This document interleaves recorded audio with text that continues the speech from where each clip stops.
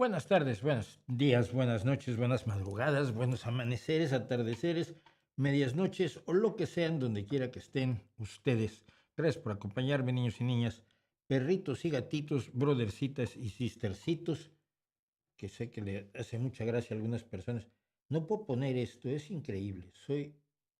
A veces me asombra lo torpe que puedo ser. Bueno, decía yo, muchísimas gracias por acompañarme. Soy Mauricio José Schwartz. Esto es la revista semanal del Rey va Desnudo, donde nos reunimos virtualmente para comentar cosas que fueron importantes en la semana. Y vaya semanita que nos hemos metido en esta ocasión. ¡Qué barbaridad! Una semana de esas no me hagas, hazme el favor. Además tengo apagada la, la luna. Bueno, no, todo es un desastre. Decía yo que es que hemos tenido una semanita que ha concluido, precisamente yo concluía hace exactamente 4 horas estaba yo en esto.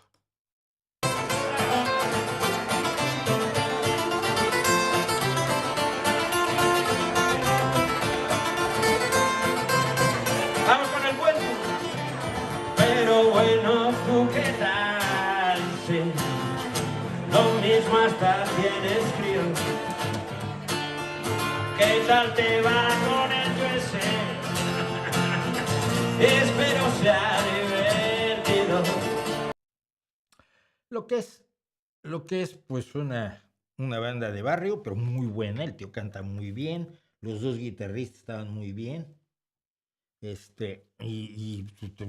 Rock español hasta a dar en una comida en la calle que se acaba de hacer aquí en el barrio, que tiene por objeto pues para hacer más barrio, ¿no? Hacer que la gente se haga cosas juntas, se divierta juntas, se conozca, se vean las caras y se cree un poco el sentido de comunidad que debería tener un barrio, sobre todo un barrio pequeñito como es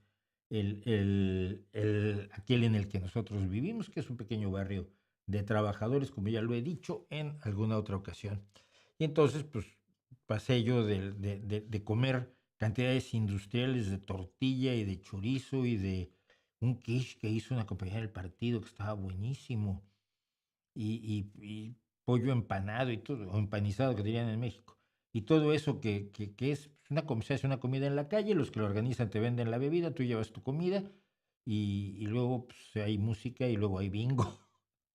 Y es muy entretenido todo. En realidad es el tipo de cosas que yo creo que se deben hacer más que otras peleas y otras broncas que se hace la gente. Pero en fin, como decía yo, la semana fue enormemente complicada y vamos a tratar de repasar algunas cosas de la semana. Por supuesto, si me van a preguntar sobre el apagón, pues no me pregunten porque voy a responder de todos modos, como de otras muchas cosas que ocurrieron ahora. Como siempre, les tengo que pedir que nos apoyen en, eh, nuestro esfuerzo por sacar adelante esto a través de Patreon, que es el logo que está arriba a la izquierda, y que si entran ustedes, si entran a nuestro canal y se ofrecen, pueden dar una aportación mensual a los objetivos de este canal.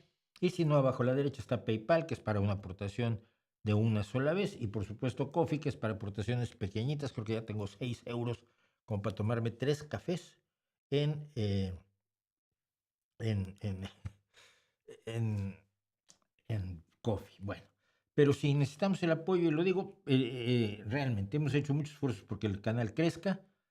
Les hemos pedido que inviten, que recomienden, que nos ayuden a moverlo, porque la publicidad en YouTube es cara. No digo que no he hecho 2 o 3 actividades promocionales, pero no vamos mucho más allá de donde estamos. Probablemente sea el límite del canal, y si es el límite del canal, bueno, ni modo. No lograré nunca vivir de este canal, pero lo seguiremos haciendo porque el público para el que se hace es el público que me importa. ¿Qué más tenemos? Tenemos, ahora sí vamos a tener un lío aquí, porque no había yo sacado la miniatura del vídeo. Es que de veras, ha sido una semana, y más con la fiesta que tuvimos, pero lo que hicimos fue esto, que es cómo entrenar a tu político, que me dicen que el nombre no es bueno. Pues probablemente, pero es que no tengo publicista, entonces yo lo hago todo, y pues no lo hago todo bien, esto es evidente, ¿no? Habrá cosas que haga yo espectacularmente mal, y entre ellas pues, estará muchas veces el darle nombres a los vídeos. Si alguien de ustedes es publicista y quiere donar su tiempo y su esfuerzo de manera gratuita y absolutamente voluntaria y solidaria, pues se agradecerá mucho, ¿no? Pero la idea de esto es una carta que yo había escrito hace un tiempo y que no sé si ya la había grabado, incluso igual está por ahí otra vez, pero donde le trato de contar a un político que no sabe absolutamente nada de ciencia, porque los políticos pues, suelen no saber absolutamente nada de ciencia. Es una característica que tienen, ¿no? Generalmente son abogados, historiadores, filósofos, y no saben de ciencia. Y cuando saben de ciencia, pues tratan de que se les olvide porque les conviene para efectos de su obtención de votos y su quedabienismo con la mayoría de la gente, pues fingir que la ciencia les da exactamente igual y mejor clavarse en cuestiones de supercherías y demás. Entonces es un pequeño video en el que intento explicarles a los pobres políticos que el problema es que todo aquello que tienen en la vida es producto de la ciencia y nada de lo que tienen, ni sus medicinas, ni su cama, ni sus insecticidas, ni sus enfermedades, digo, ni sus curaciones, ni su automóvil, ni el edificio en el que están viviendo, ni la ropa de sus hijos, ni absolutamente nada se los ha dado la filosofía, la religión o las creencias sobrenaturales y las pseudociencias, que todo se lo ha dado el conocimiento. Y ese conocimiento que desde hace algunos cientos de años pues, lo tenemos como más organizado a través de la ciencia. Entonces es el intento, es una forma de decirles a los políticos, mira, si tú quieres vivir mejor, tienes que promover la ciencia. También vas a beneficiar a la ciudadanía, inevitablemente, pero sobre todo aquí lo que importa es que tú vas a estar mejor. Y ese es el pretexto que utilicé para esto. Si alguien, insisto, si alguien en vez de ayudarnos en PayPal o en Patreon se ofrece a hacernos la publicidad, la promoción, el diseño gráfico, lo que sea, se los agradeceré muchísimo. Y tenemos, por supuesto, Oscura Crónica, donde esta semana precisamente publicamos el vídeo sobre el asesinato de Pancho Villa, que fue una cosa terrible. Fue víctima de un atentado donde le dispararon 150 tiros, de los cuales 14 golpearon el cuerpo del general Francisco Villa, terminando su vida cuando tenía apenas 45 años y ya se había, por supuesto, retirado de la lucha armada, pero eso no importaba para la gente que lo había aprendido a odiar desde 1910, o no, incluso desde antes, cuando fue bandolero, antes que fuera incluso revolucionario. Entonces, pues esa es la historia. Queremos que la historia tanto de la vida de Pancho Villa como de la Revolución Mexicana y el asesinato del que fue víctima, pues fueran buen tema para nuestra oscura crónica. Y hoy en Cosas que Sabemos vamos a ver uno de los capítulos que más me interesan por lo siguiente. Los científicos suelen hacer experimentos. La ciencia no es, el método científico no es el método experimental, esto lo explicaré todas las veces que sea necesario. El método experimental es uno de los principales métodos de la ciencia, pero hay miles de cosas con las que no podemos experimentar y que sin embargo las podemos analizar científicamente porque las cuantificamos, porque sistematizamos las observaciones, porque comparamos y logramos la verificación independiente. Oigan, mire, dijo Tycho Brahe, por ejemplo, dijo Tycho Brahe, cuando nació la ciencia esa noche, no me acuerdo qué noche era, creo que es 1452, no me hagan caso, pero una noche de un septiembre, ahí en el siglo XV o XVI, Tycho Brahe levantó los ojos al cielo y dijo, esa estrella no debía estar allí. Una estrella nueva, ¿no? ¿Cómo? Si Aristóteles dice que son inmutables los cielos. Ay, Aristóteles, ¿qué sabe? No tenía puta idea Aristóteles. Entonces Tycho Brahe fue y le dijo al de junto, oye, ¿tú ves esa estrella que no debía estar allí? No, sí, sí, ahí está. Seguro, sí, bueno, entonces no estoy loco yo. Y fue confirmando con muchas personas que ahí había una estrella nueva que se hizo muy grandota y que luego se hizo muy pequeñita, pero todavía se puede ver con telescopios o con radiotelescopios, y que es la nova o la supernova de Brahe, que descubrió en ese momento que los filósofos, para variar y no perder la costumbre, estaban equivocados y los cielos no eran inmutables. Pero eso se logró sin experimentar, no hay forma de experimentar con las novas supernovas, pero tenemos la observación, tenemos la cuantificación, tenemos la verificación independiente. Pero cuando se utilizan los experimentos, hay muchas ocasiones en las que el tipo de experimento que te estás planteando, pues no lo puedes hacer con otras personas porque es poco ético, ¿no? Y eso que en el pasado eran mucho menos éticos los experimentos, esto hay que reconocerlo. Eh, Pero entonces algunos investigadores se han usado a sí mismos como conejillos de indias porque ellos tienen consentimiento perfectamente informado, saben exactamente lo que puede pasar y deciden de todos modos someterse a los estudios que ellos mismos han diseñado. Son los audaces autoexperimentos y hoy vamos a hablar de algunos de los científicos que a lo largo de la historia se han usado a sí mismos como conejillos de indias. Así que eso va a ser nuestro Cosas que Sabemos a las 8:30 de la noche y por lo pronto, pues vamos a comenzar con ustedes. ¿Qué opina del caso de Televisa Leaks? Pues no lo sé. No sé si es fiable, no sé si los datos son reales, no sé cómo se ha cotejado que los datos sean reales antes de publicarlos. A mí me da mucha cosa cuando las ondas de los leaks tengo un montón de documentos, y ¿cómo sé que no los falsificaste, no? ¿Cómo me garantizas que efectivamente esos documentos salieron de donde me dices que están saliendo? Si tienes la potencia informática para robarlos, tienes la potencia informática para falsificarlos, para hacerlos, para inventarlos o para alterarlos. Entonces necesitas, como periodista, creo yo, puedo estar equivocado, pero creo yo que como periodista necesitas unas confirmaciones muy intensas antes ah, de, de aceptar como reales unas filtraciones así. Y en este caso, por ejemplo, me llama mucho la atención que una cosa horrible que había hecho Televisa era enseñarle un manual de WordPress a unos señores de una revista. Entonces la revista está vendida porque Televisa les enseñó a usar WordPress. ¿No se te hace que estás exagerando un poquito? Entonces no digo ni sí ni no, digo quién sabe y en el quién sabe lo dejo.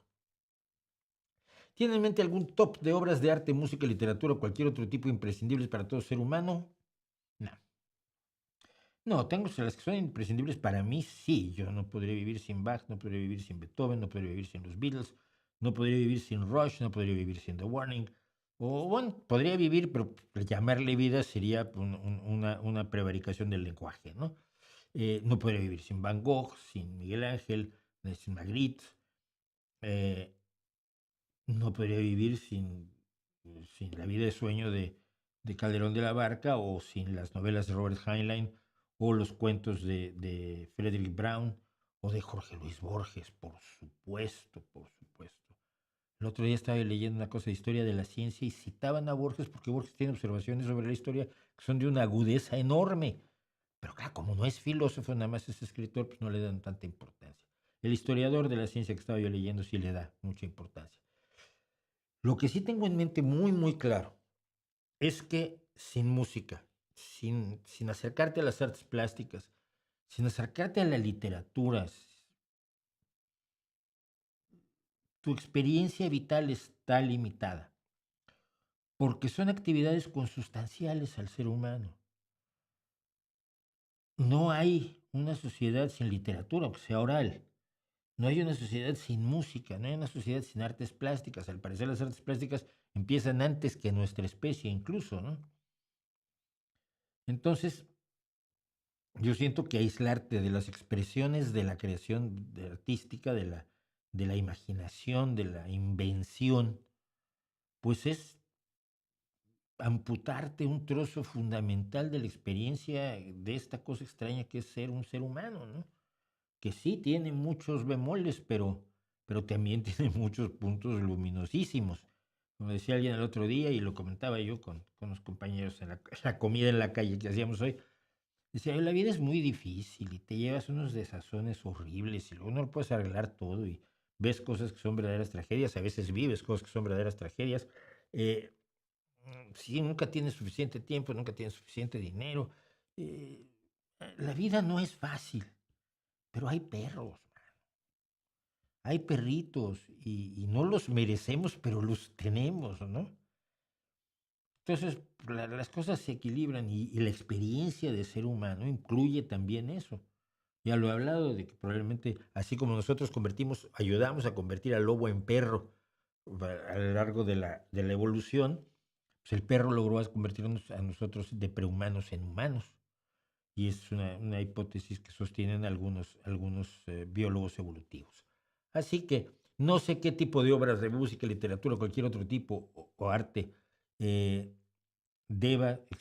sean fundamentales para cualquier persona, pero sí es fundamental que tenga algunas, que se acerque, que comparta, que sea partícipe de esta maravillosa experiencia humana, que es la experiencia de la creación. ¿Podrías hablar sobre los apagones que han sucedido en Europa? Sí, fue uno. Voy a hablar de eso. Ah, Me quedo con el comportamiento ciudadano que por los comentarios leídos en redes sociales ha sido todo un ejemplo de civismo y solidaridad. Sí, es de las cosas que podemos comentar hoy. Un fondo de transiciones democráticas por el vídeo de dictaduras, me pide Jaime Josué Vargas Romero, lo vamos a pensar, sí. ¿Conoce el cómic de ciencia ficción El Eternauta? Sí, lo conozco, no soy tan fan como muchos que yo sé que son absolutos fans del Eternauta, ¿no? Eh, bueno, ah, dice, ¿habrá guerra entre India y Pakistán? No lo sé, la ha habido en varias ocasiones. Los derechos laborales son irrenunciables. Los derechos laborales tienen que ser defendidos. A ver, hoy celebramos el 1 de mayo. El 1 de mayo es el Día del Trabajo en todos los lugares del mundo, menos en el país en el cual se dieron los acontecimientos que hacen que se considere hoy, se celebre hoy el Día del Trabajo. Eh, eh, los mártires de Chicago fueron un grupo de trabajadores de huelga que fueron atacados el 1 de mayo de 1886. Lo que estaban luchando esos personajes, imagínense ustedes qué osadía de estos trabajadores, todos rojos, todos anticapitalistas, o si no por lo menos enemigos del libre mercado. No, es que tú puedes trabajar las horas que yo te quiera dar. Tú tienes que trabajarlas, si no te echo, porque el mercado laboral es libre. Y ellos peleaban por una cosa horrorosa, ¿no? Una cosa que... las 8 horas, la jornada de 8 horas de trabajo. Esa jornada de 8 horas de trabajo que uno de los padres del socialismo, George Owen, había planteado a principios del siglo XIX, antes de que hubiera Marxes ni Engeleses ni nada por el estilo, había planteado que 8 horas de trabajo estaba bien y haciendo mucho, pero bueno, 8 horas de trabajo, 8 horas de descanso y 8 horas de esparcimiento y de estar con la familia. Le parecía una forma de dividir las 24 horas así a George Owen, uno de los primeros socialistas. Entonces, se intentó extender la ley de las jornada de 8 horas, que hoy nos parece lo más normal del mundo, pero hubo gente que tuvo que morir por eso. Se llevaron a cabo unas manifestaciones y se acabaron en enfrentamientos donde desafortunadamente hubo muertos. Al final fueron 5 los fallecidos, mártires de Chicago: Adolf Fischer, Albert Parsons, August Peace, periodista, George Engel, tipógrafo, como Pablo Iglesias, el verdadero Pablo Iglesias Pose, fundador del Partido Socialista Obrero Español, y Luis Link, carpintero, que se suicidó en su celda. Entonces, para homenajear estos incidentes, en Chicago, 3 años después, la Segunda Internacional Socialista establecería el 1 de mayo como Día Mundial del Trabajador. El Partido Socialista participó en la segunda, pero ya no en la tercera internacional, si mal no recuerdo, el Partido Socialista Obrero Español. Precisamente el letrero que tenemos aquí de libertad para ser libres fue la bronca que tuvo el PSOE con Lenin, por el cual nos separamos de los comunistas. Pero las características del trabajo han cambiado mucho, entre otras cosas porque se han ganado muchas batallas. Así como han muerto esos, han muerto otros muchos trabajadores en huelgas, en movilizaciones, en, en, en luchas para tener una vida digna, un trabajo digno que les permita, que, primero que nada, que no se jueguen la vida, o que el riesgo sea lo más controlado posible. Segundo, que tenga un horario razonable. Tercero, que no someta a su familia a problemáticas adicionales y que tenga una remuneración justa para que el trabajador y su familia puedan vivir de manera digna.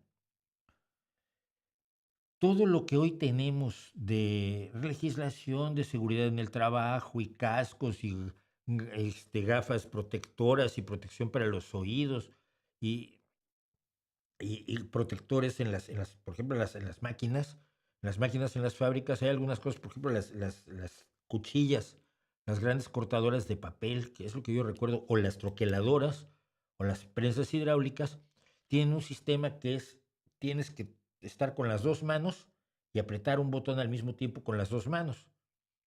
¿Para qué? No es para garantizar que no vayas a meter una mano mientras está bajando la cuchilla, la troqueladora, la prensa hidráulica y te dejas ahí una extremidad. Entonces, estos sistemas que son costosos, que están obligadas las empresas a implementarlos y que hay empresarios, no digo todos, pero que hay empresarios que si pudieran prescindir de ellos, prescindirían de ellos mañana. Los sistemas, por ejemplo, estos de doble control para evitar que cometa una imprudencia el trabajador, los guardas de protección, las puertas de protección, las paradas de emergencia, los botones de paradas de emergencia, que todas las máquinas de fábricas, por ejemplo, tienen a una determinada distancia un botón de parada de emergencia para detener las operaciones en caso de una emergencia, sobre todo si por supuesto, corre peligro la vida o la integridad de un trabajador. Las todos lo que está hecho, que tenga derecho el trabajador a ducharse al salir, sobre todo si trabaja en una situación difícil como es el minero del carbón o el minero o el trabajador metalúrgico, quien trabaja en una situación en la cual se ensucia o suda excesivamente, pues que tenga duchas, que tenga una forma de dejar su ropa y todo eso ha sido resultado de la lucha de trabajadores, generalmente gente muy pobre, muy ignorante, no son teóricos del socialismo, gente normal, común y corriente en las condiciones en las que estaban en el siglo XIX y todavía a principios del XX, luchando para que sus familias no tengan que velarlos antes de tiempo, ¿no? Y para que su familia pueda vivir con cierta dignidad, alimentarse, tener cobija, tener vivienda, tener ropa, tener educación para sus hijos, tener salud, tener un sistema de salud. Todo eso ha sido una lucha del trabajo. Entonces, lo que se celebra hoy a mí me parece importantísimo y dignísimo. Todo lo que usted considera lo más normal del mundo, las pensiones, los aguinaldos, las bonificaciones, el pago de horas extras, imagínense, todo eso lo han hecho trabajadores. No, no lo han hecho los líderes de los partidos. Los líderes de los partidos pueden haber apoyado muchísimo y no lo niego, pero, pero quienes se han puesto en la línea para hacer las cosas han sido los trabajadores y yo creo que por eso merece recordarse y celebrarse este 1 de mayo. Y aunque las características, que era lo que yo decía al principio, del trabajo se han modificado y hoy hay trabajos como este que hago yo, o como el de traducción que también hago, o como el de redacción que también hago, o trabajos que no existían hace 15, 20 o 10 años, eh, y la idea del obrero del siglo XIX, la idea del obrero de la revolución industrial, pues está reduciéndose numéricamente en las sociedades, sobre todo en las sociedades más opulentas y más avanzadas. Eso no quita que los trabajadores siguen teniendo derechos aunque no trabajen en una fábrica o en una mina, y los derechos de los trabajadores se le deben a todos los trabajadores que han luchado por ellos. Y si usted no es el dueño de la empresa y no trabaja, cuidado. Hay dueños de la empresa que trabajan y que también son trabajadores, por raro que parezca. Pero si usted no es el dueño de la empresa, usted es trabajador, sea autónomo o profesionista independiente, sea ah, empleado, sea trabajador, sea contratista, lo que sea, es usted un, un trabajador y por lo tanto merece lo que usted tiene hoy, que recuerde el día de hoy a los trabajadores del 1 de mayo y a los trabajadores que a lo largo de todo el siglo XIX y XX hicieron posible que hoy los trabajadores no vivan como vivían a principios del siglo XIX. Saludos, dígate el apagón, bueno, ya le hablaré. ¿Por qué fracasaron los intentos de industrializar Latinoamérica? Se aplicaron medidas proteccionistas y este es un factor que los libertarios apelan para criticar el proteccionismo como medida, pero el problema no es solo el proteccionismo. El problema es que tú tratas de industrializar sin empresarios o con empresarios protegidos por el Estado.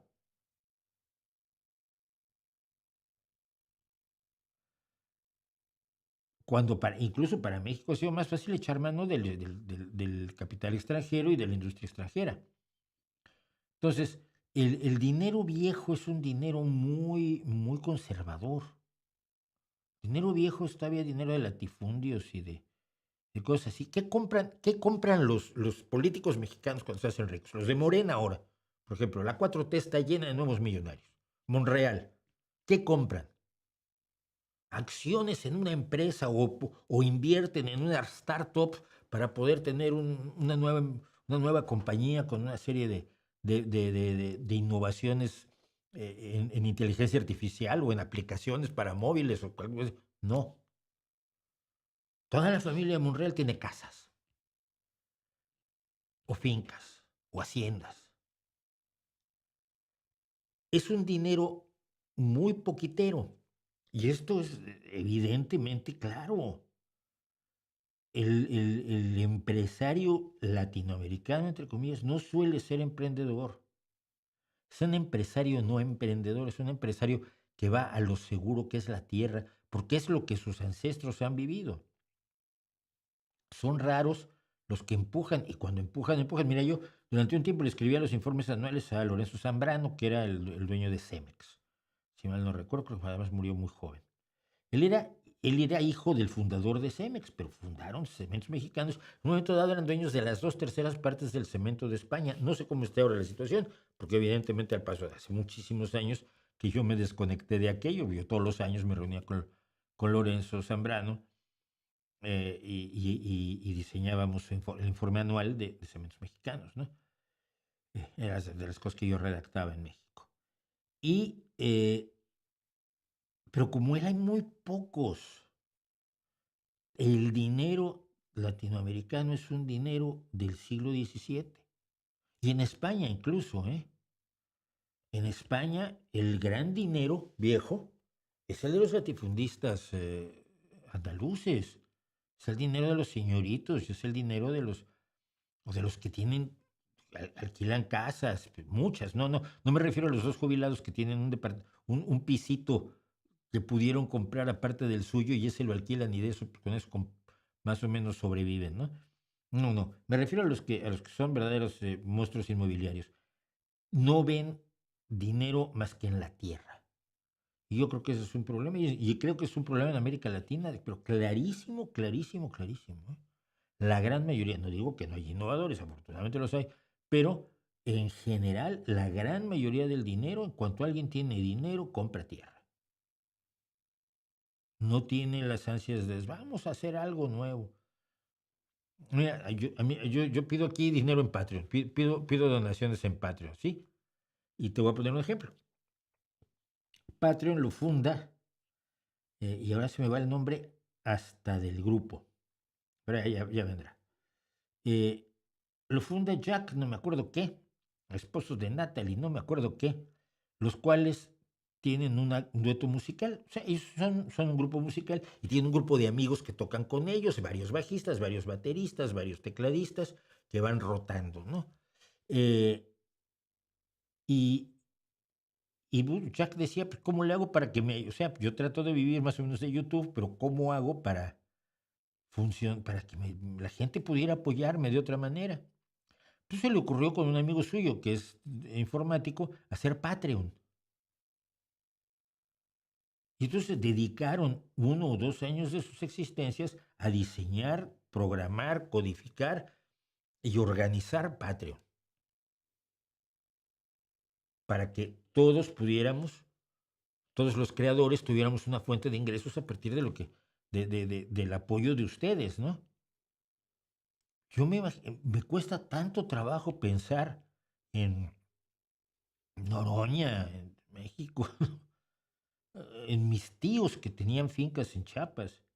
Se enojaron cuando a mí me dio mucho gusto que los zapatistas les tomaran una. Eh, Trataban mal a los trabajadores del campo, yo lo vi. Mm, Eh, no me los imagino en un proyecto así, que es, primero que nada, pues es un proyecto de amor, es un proyecto de creer en ti mismo, es un proyecto que en el 99% de los casos va a fallar. Pero si sale, pues qué bien. Pero yo creo que parte del problema está por allí. ¿Qué opinas que muchos empleados ya no le dicen no a trabajador, sino colaborador? A mí me parece inadecuado que le digan como quieran. Es trabajador. Las palabras no significan nada. O sea, las palabras tienen significados. Y si alguien les quiere cambiar, pues, no lo dejas. No, usted es un colaborador, vale. Ahora, trabajador significa colaborador. Pero es lo mismo. No, no cambia el concepto. Les cambia la palabra, cambias la palabra. Llámalo ahora somos unicornios rosas. ¿Sí? ¿Cuáles son los unicornios rosas? Los unicornios rosas son los que trabajan a sueldo, los que, los que ponen el esfuerzo, los que venden la mano de obra física o intelectual, para a cambio de un salario fijo, fundamentalmente, o de una comisión, salario y comisión, del dueño de la empresa. Eso de llamar son ganas de hacer que la gente se sienta bien. Por otro lado, no estoy en desacuerdo en que la gente se sienta bien en su trabajo, pero la gente se siente bien en su trabajo cuando les pagas bien, los tratas como seres humanos y les reconoces los logros. Es así de sencillo, ¿eh? Hay regiones españolas, los apagones son comunes, no es cierto. Ah, Cardenal Norberto Rivera le ganó una demanda a la Ciudad de México por algo de los impuestos. ¿Por qué? Si la iglesia no paga impuestos en México. Norberto Rivera, ¿sigue Norberto Rivera Carrera por allí? Qué horror, ese tenía durante un año y medio más o menos, tenía una rutina que era muy peculiar. El domingo daba la homilía en la Catedral Metropolitana de la Ciudad de México, en el Zócalo. El domingo daba la homilía. El lunes en la radio, Mario Menzacosta, Mónica Lavín y yo comentábamos la homilía que había dado porque se había metido en cosas que no tenía que meterse. Si hablaba de cosas espirituales, pues ella, él, pues se empezaba a meter en política, siempre le ha gustado meterse en política, decía barbaridades de política, nosotros lo comentábamos el lunes en la tarde en nuestro programa muy interesante. Y entonces el martes en la mañana llamaba a las oficinas de Ricardo Rocha, que era el presidente de Televisa Radio en aquel entonces, pidiendo que nos echaran a nosotros. Pero todas las semanas. Hasta que un día, una semana, yo me acuerdo que un martes llego yo a Televisa Radio y en Tlalpan, me encuentro a Rocha y me dice, Rocha, ¿y ahora qué hiciste? Hijo, uy, Dios, ¿qué hice de qué, Ricardo? Es que hoy no me hablaron del arzobispado pidiendo la cabeza de ustedes tres. Dije, es que Norberto no dio homilía porque estaba en Brasil o en Argentina. Estaba de viaje en Sudamérica. Entonces, como Norberto no estaba, pues no dio homilía. Entonces ayer no dijimos nada. Con razón no me hablaron para pedir que los despida. Ese era, el tipo es despreciable, absolutamente despreciable. De Oaxaca, ¿has visto la película de los Santos Inocentes? No. No entiendo el encono que usted tiene contra la filosofía que no es científica, pero yo creo que es una buena manera de aprender a estructurar el pensamiento. No tengo ningún encono. Playo irrelevante. No es un encono. Pero fíjate el sesgo. Desde el momento en que tú hablas de un encono, estás dando una explicación. Dices, no entiendo, pero sí entiendes. Entiendes que yo le tengo encono. Y lo que quieres es saber por qué le tengo encono. Si yo te digo no le tengo ningún encono a la filosofía, entonces te das cuenta cómo lo manejaste de manera absolutamente insidiosa, sesgada y tramposa. Yo no le tengo encono. Simplemente afirmo que no sirve para nada. Tú dices que es una buena manera de aprender a estructurar el pensamiento. ¿Cómo? Dime cómo. Yo te digo que la ciencia te permite estructurar el pensamiento. Yo te digo que el aprendizaje de la música te enseña a estructurar el pensamiento de cierta manera. Es más, te puedo dar estudios científicos, porque lo estaba yo viendo el otro día debido a mi hijo, sobre cómo el baloncesto aumenta la inteligencia. Es decir, ejercita la inteligencia la práctica del baloncesto por las características de este deporte en concreto. Me imagino que otros deportes así muy rápidos, donde la toma de decisiones es inmediata, deben tener las mismas características. Pero jamás me ha demostrado nadie, ni siquiera me ha argumentado de manera eficaz, que el aprender las barbaridades que dijo Aristóteles, para luego aprender las barbaridades que dijo Platón, para luego enterarte de los errores que cometieron los demás filósofos hasta el momento de la Revolución Científica y la cantidad de asnalidades que tartajearon respecto del universo de manera absolutamente irresponsable, te ayuda a estructurar el pensamiento. Te digo, Marcos Rey, hazlo tú. Dime, vamos a estudiar todo lo que se hizo, todo lo que dijeron los filósofos y cómo estructura eso el pensamiento. ¿Qué tipo de estructura de pensamiento te lleva a creerle a Kant? ¿O te lleva a creerle a Aristóteles? ¿O te lleva a creerle a Epicuro? ¿O te lleva a creerle a Bullung Chang, como se llama este que está de moda? ¿O a Zizek? ¿O a Lacan? ¿O a Derrida? Dime. ¿Cómo se estructura el pensamiento de manera tal que tú leas a Lacan diciendo estupideces sobre las matemáticas y entonces digas, oh, es un pensamiento estructurado? No lo es. No lo es totalmente caprichoso. Por eso la filosofía acepta a los existencialistas y a los esencialistas, a los idealistas y a los materialistas, a todas las posiciones contrapuestas de conceptos del universo son perfectamente aceptadas. ¿Qué estructura hay allí? Un pensamiento se estructura primero que nada con un criterio de verdad. ¿Cómo sé que algo es cierto? La filosofía te dijo que era si te iluminabas o si lo razonabas. Entonces había, claro, los que se decían que la iluminación, la intuición te iba a llevar a la verdad, y otros decían, no, el razonamiento te va a llevar a la verdad. Luego resultó que estaban equivocados todos, que solo el conocimiento llevado a cabo, desarrollado con una serie de reglas razonables de verificación independiente de las afirmaciones, te permite realmente alcanzar el conocimiento. Eso es una estructura. Lo otro no es una estructura. Es el vale todo. Te doy la oportunidad. Escríbeme, Marcos, rvdsqs@gmail.com, y dime cómo el estudio de la historia de la filosofía me ayuda a mí a estructurar un pensamiento que no cometa los errores que ha cometido la filosofía. ¿Vale? Vale. Eh, eh, no sé si Farage está liderando en las encuestas. Ayer dijo que no quería la sanidad pública. Yo creo que alguien que dice que no quiere la sanidad pública en el Reino Unido, no creo que esté liderando las encuestas. ¿Qué piensas de la frase de la derecha salvo punk, que es una pendejada gigantesca?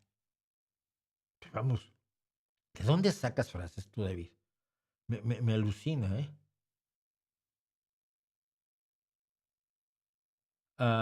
Sueles estar en contra de la justicia por propia mano. Sí, por supuesto. No existe la justicia por propia mano. La justicia es una institución social. Aun cuando las evidencias sean claras y las instituciones fallan en otorgar justicia, ¿una pena justa es una venganza socialmente aceptada? No, una pena justa no es una venganza. Precisamente la forma en que ha evolucionado la justicia es tal que excluye el concepto de la venganza. Puedo entender si alguien le hace daño a una persona cercana a mí y el derecho y la justicia institucionales, el sistema jurídico, lo absuelve. Yo puedo entender que yo voy y le aflojo las muelas, pero sigue pareciéndome incorrecto. O sea, puedo cometer un acto incorrecto, pero no por ello dejo de darme cuenta que es incorrecto. Alguien puede matar a quien dañó a otra persona, a una persona querida, y ese asesinato es una venganza, no es justicia. Nunca confundamos la justicia con eso. La venganza puede ser satisfactoria en un momento dado, ¿no? Mi nombre es Íñigo Montoya, tú mataste a mi padre, prepárate a morir, ¿no? Pero, pero no, la justicia no es venganza. Precisamente debe hacérsenos la cabeza que no es venganza, porque no se trata de infligirle daño al culpable, sino se trata de impedir que el culpable vuelva a hacerlo.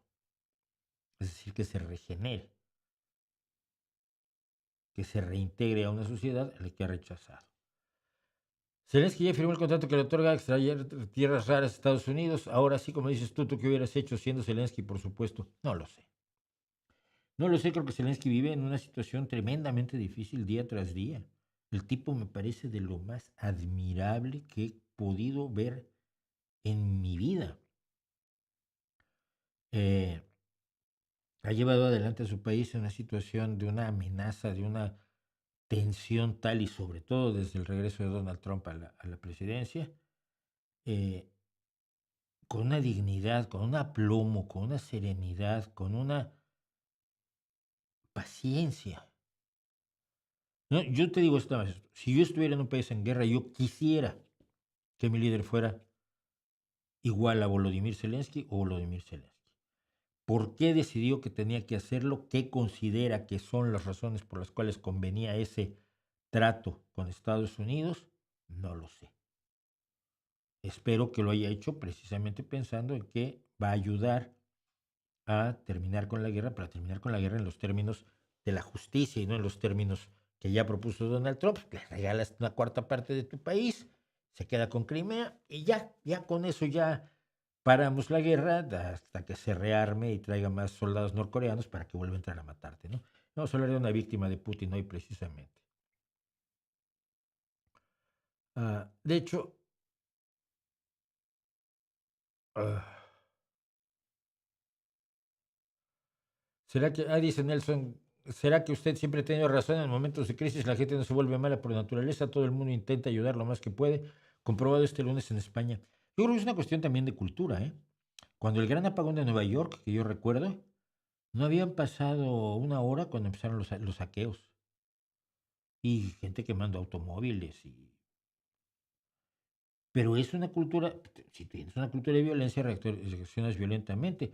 Había un amigo mío que es el economista José Luis Ferreira, que ha estado aquí en este canal, decía que bueno, tuvo que cruzar Madrid caminando y que le asombraba que la gente se daba el paso en los cruces donde no había semáforos y nadie se estaba metiéndole las manos en la cara al de junto. Y la gente estuvo bastante tranquila, sí. Supongo que también es la confianza de que tus sistemas y tus instituciones funcionan, ¿no? Ah, bueno, ¿en qué orden de gustos coloca a Fito Fitipaldis, Platero y tú, Extremoduro, Robin Iniesta y Extrechinato y tú? Ni Extremoduro, ni Robin Iniesta, ni Extrechinato me gustan, ni Extrechinato me gustan mucho, fíjate. Platero y tú es donde yo conocí a Fito Cabrera, perdón. Y dije, mira, qué tipo este tío tiene una propuesta. Y el grupo que más me gusta en este momento en España es Fito y Fitipaldis. Y tengo el gusto de informarles, aunque les dé igual, que desde ayer tengo entradas para ver el próximo 19 de diciembre a Fito y Fitipaldis aquí en esta ciudad, donde viene a presentar su nuevo disco que ya tenía varios años sin sacar uno. Y me da muchísimo gusto oír el nuevo disco de Fito y ver a Fito en escena. Es uno de los espectáculos además mejor armados, según todo el mundo me dice, en escena del rock español. Y a mí Fito me parece uno de los mejores, si no probablemente el mejor rockero de España en este momento y desde hace varios años. Desde hace varios años. Para mí yo soy fitista total. Pero vamos a hablar de esas cosas tristes. Es que se me va el tiempo. Bueno, cosas del apagón. Hay dos cosas fundamentalmente que quiero tocar del apagón porque, ah, primero, estoy hasta el gorro, pero hasta el gorro de los listos que se creen originales, que dicen, oh, ¿ya viste cómo se puede vivir sin móviles? Ay, porque la dependencia que tenemos de los móviles. En serio. Primero que nada es una obviedad antigua. Segundo, sí, dependemos de los móviles. Por suerte. Claro que sí. Tengo teléfono, cámara, notas, correo electrónico, eh, 20,000 cosas. La aplicación del gimnasio, la aplicación de las entradas de Fito. Lo tengo todo en un trozo de tecnología de este tamaño. ¿Qué tiene de malo? Es buenísimo. Ay, dependemos del tractor. Sí. Ay, dependemos del arado.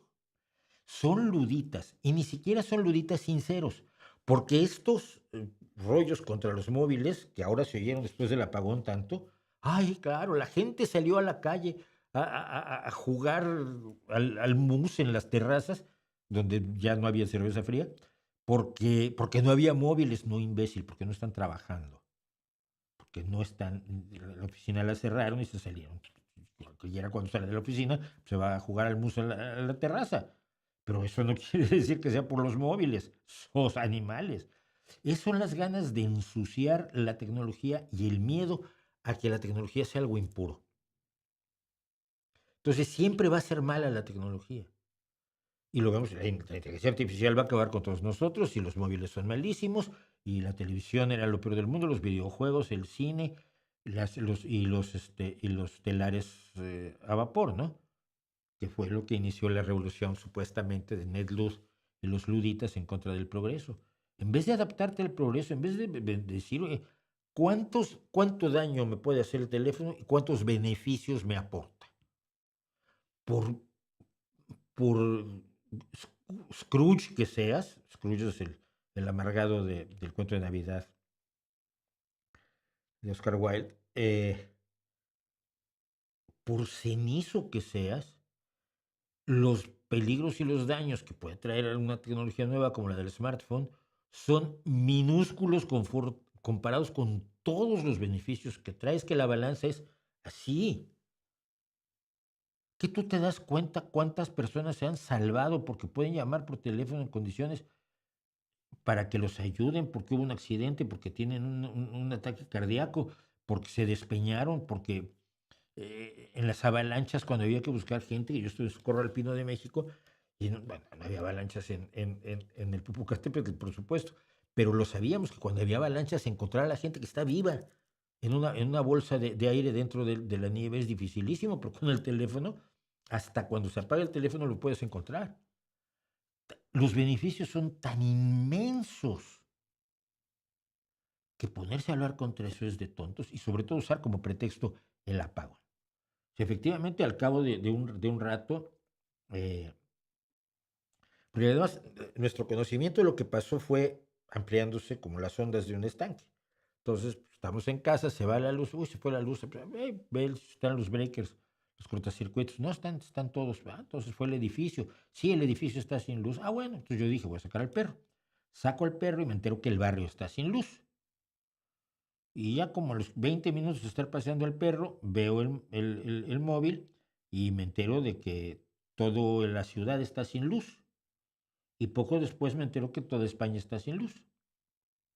Entonces, dices, esto está muy grande. Ya cuando dijo toda España está sin luz, dijiste, pues, a ver, empiezas no gastar mucho la batería del móvil, no abran la nevera, el congelador, la nevera, el refrigerador, el frigorífico, para conservar el frío.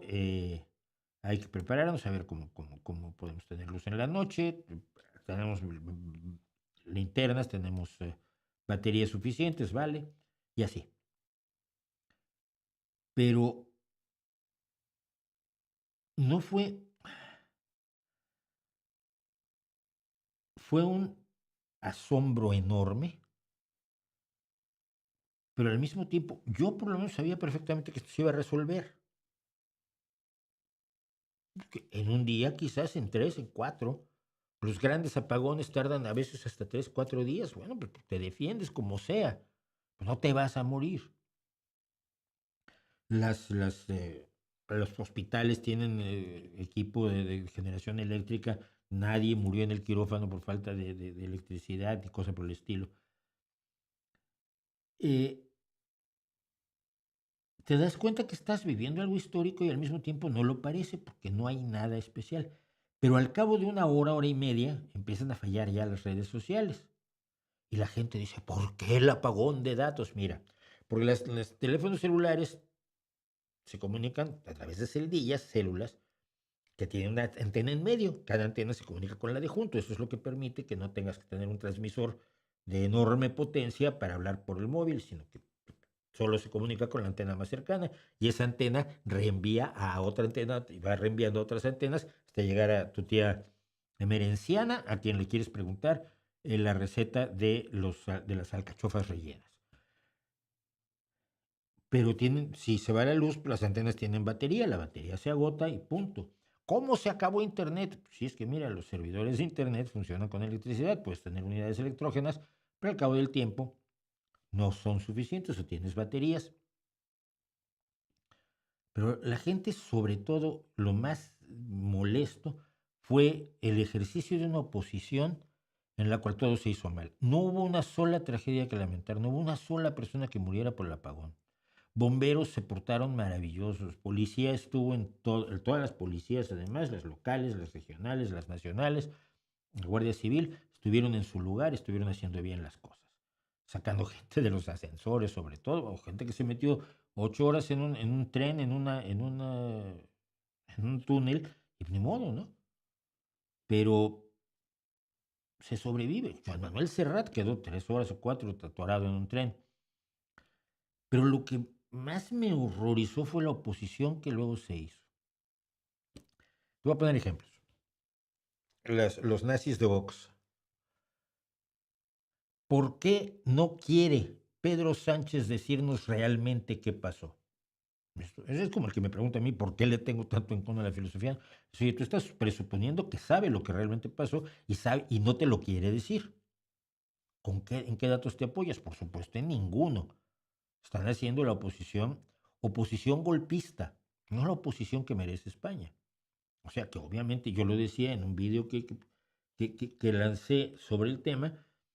Hombre, ¿merece España tener una posición de derecha? Sí, porque todo gobierno tiene que estar bajo control y bajo vigilancia y bajo críticas del mundo a su alrededor. Y ninguno es perfecto. Pero golpear y golpear, hicieron todo mal. ¿Por qué? Si está todo bien. ¿Por qué no? ¿Por qué no nos dan la información? Porque no la hay. Si alguna vez que hubo un apagón, no me acuerdo en dónde, tardaron 6 semanas en decir qué fue lo que había pasado. Un apagón que afecta a toda la península ibérica y el sur de Francia. Para empezar a echarle la culpa al presidente de gobierno de España, pues es como, ¿por qué él, no? Y él fue y bajó el interruptor.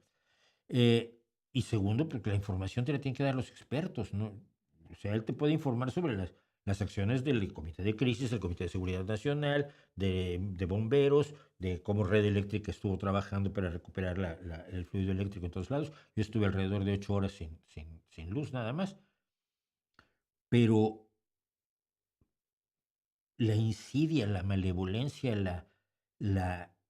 el intento de causar entre la población miedo y desconfianza, me parece de lo más bajuno. Eso no es hacer oposición. Eso directamente es hacer golpismo. Y luego no ha faltado los idiotas. Y uno de ellos, lo decía yo en un video que saqué al respecto, Antonio Maestre, que es un periodista de izquierda. Es de izquierda según me conviene. No, de izquierda, pero no de la izquierda de esa que puede gobernar, sino de la izquierda que estorba. Y entonces se quejó de que no había habido información oportuna. ¿Qué quieres decir con información oportuna? A ver, se había ido la luz, entonces, ¿cómo te iban a ir a informar a ti? Pedazo de irresponsable, pedazo de bobo. ¿Cómo te iban a ir a ti a informar lo que estaba pasando? ¿Que un pregonero? ¿Querías que el presidente de gobierno fuera a tu casa? Oye, Toño, mira, se fue la luz. Ya te informé oportunamente.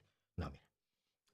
A las 12:30 fue el corte de luz. A las 2:30 ya estaba reunido el Comité de Seguridad Nacional para trabajar cómo evitar que hubiera daños graves ante un hecho que ya estaba consumado, que era el apagón. Y ahí estaba el presidente de gobierno, que es donde tenía que estar. Estuvo reunido el Comité de Seguridad durante 3 horas.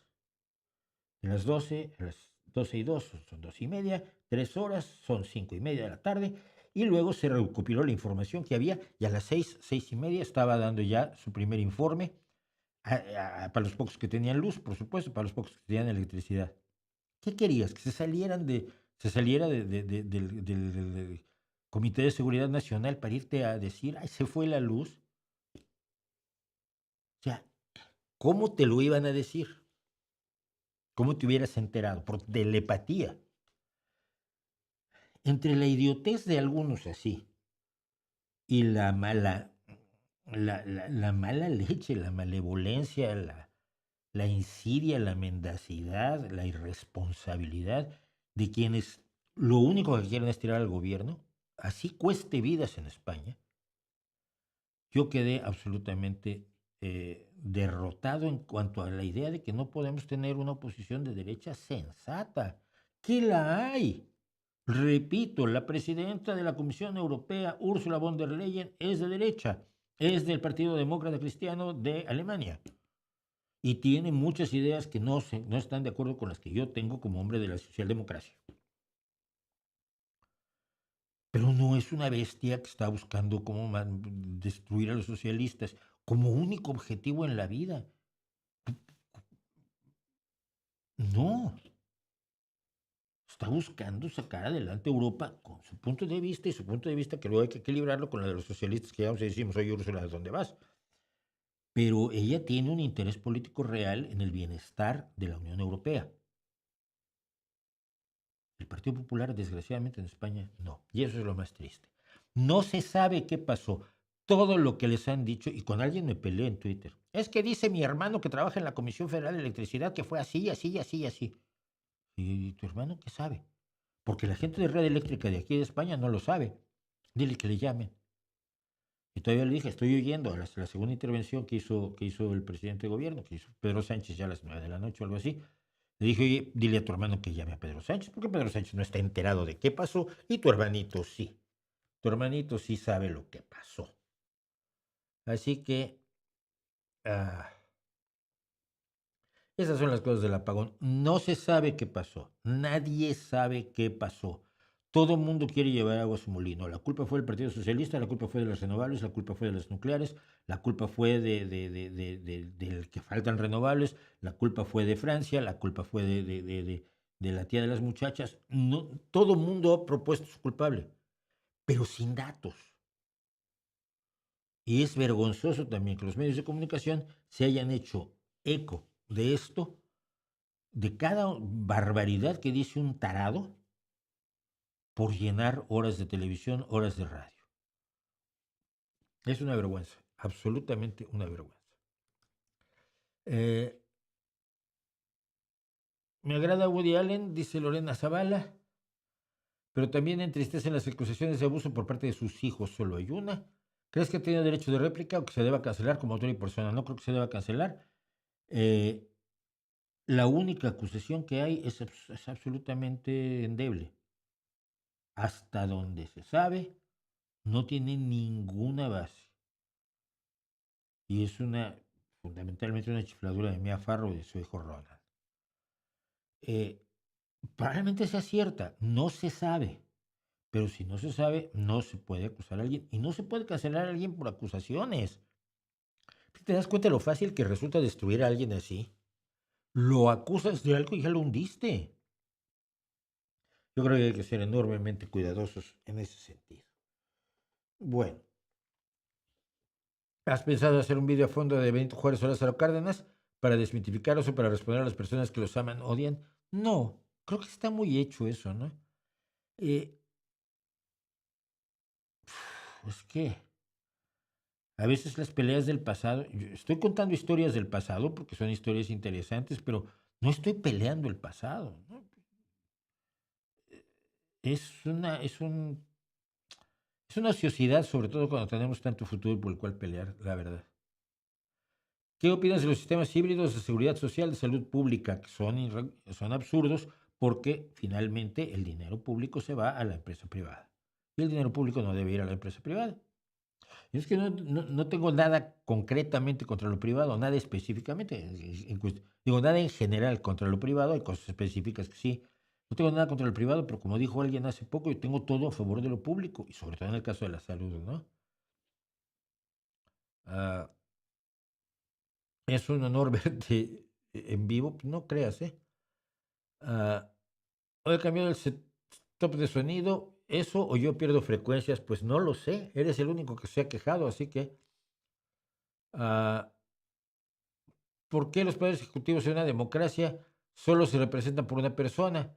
Estos no son como autoritarismos de 4 o 5 años, no debería ser un comité el que gobierna. No, no porque el comité finalmente,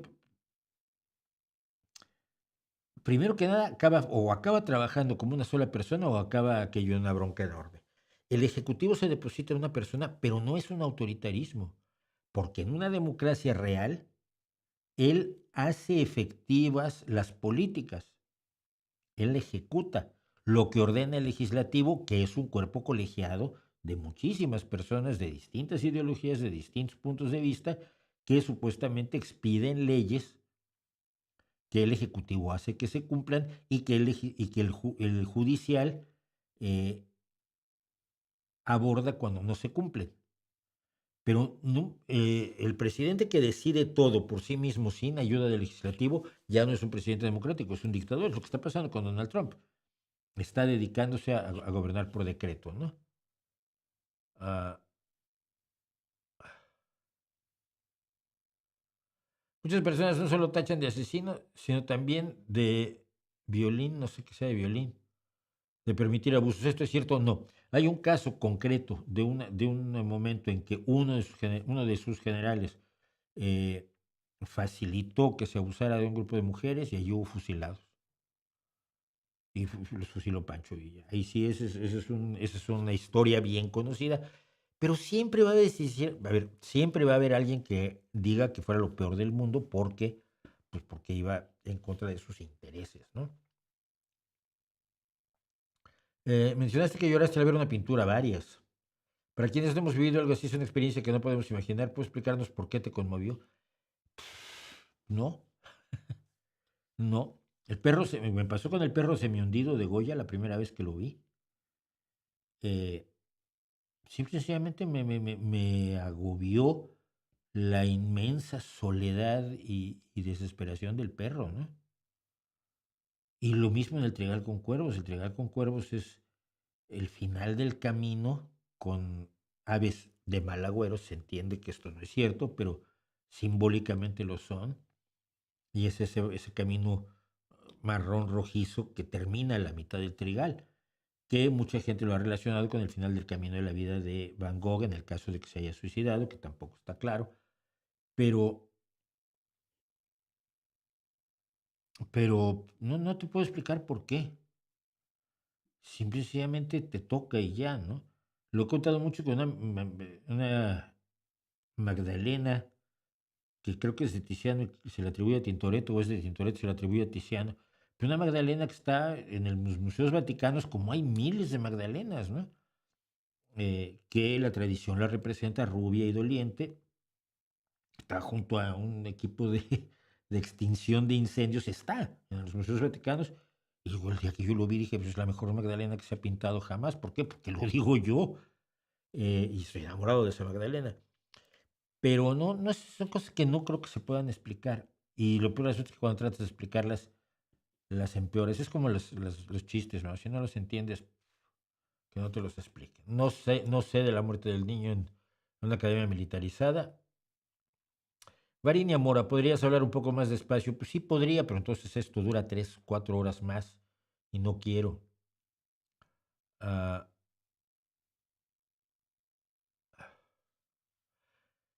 bueno, vamos a hablar de la brutal muerte, la brutal suerte de Victoria Roshina, porque,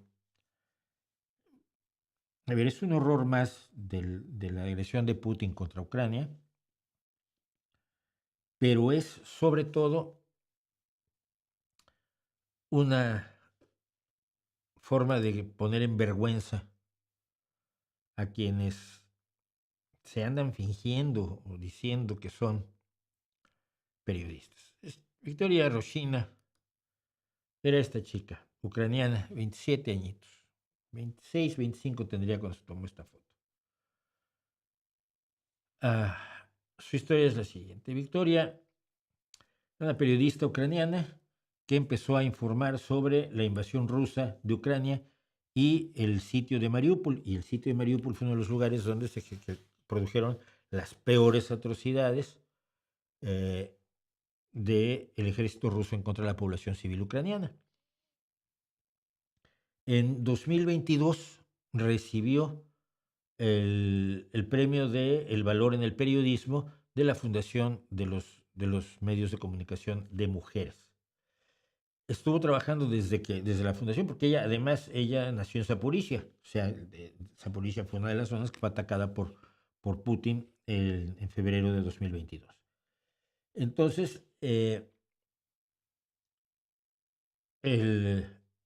después de la invasión rusa de 2022 y la ocupación de Ucrania Oriental, empezó a escribir sobre cómo se vivía en las áreas de Ucrania ocupadas por los rusos, y trabajando como periodista freelance para Ukrainska Pravda, Radio Free Europe y Hromadske.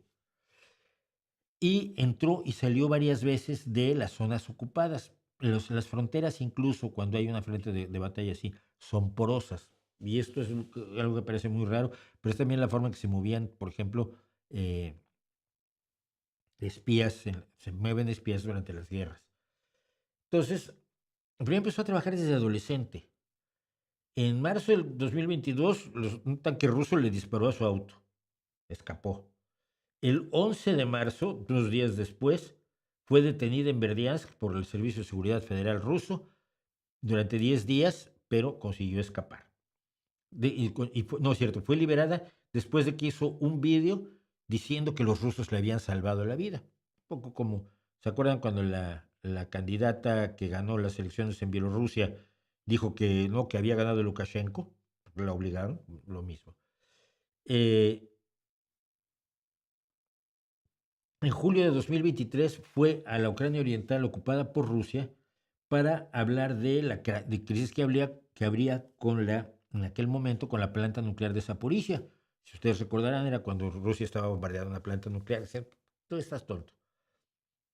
Entonces entró a través de Polonia y Rusia a la zona ocupada de Ucrania, y le dijo a su familia el 3 de agosto de 2023 que había pasado por la frontera sin problemas. No volvieron a oír de ella.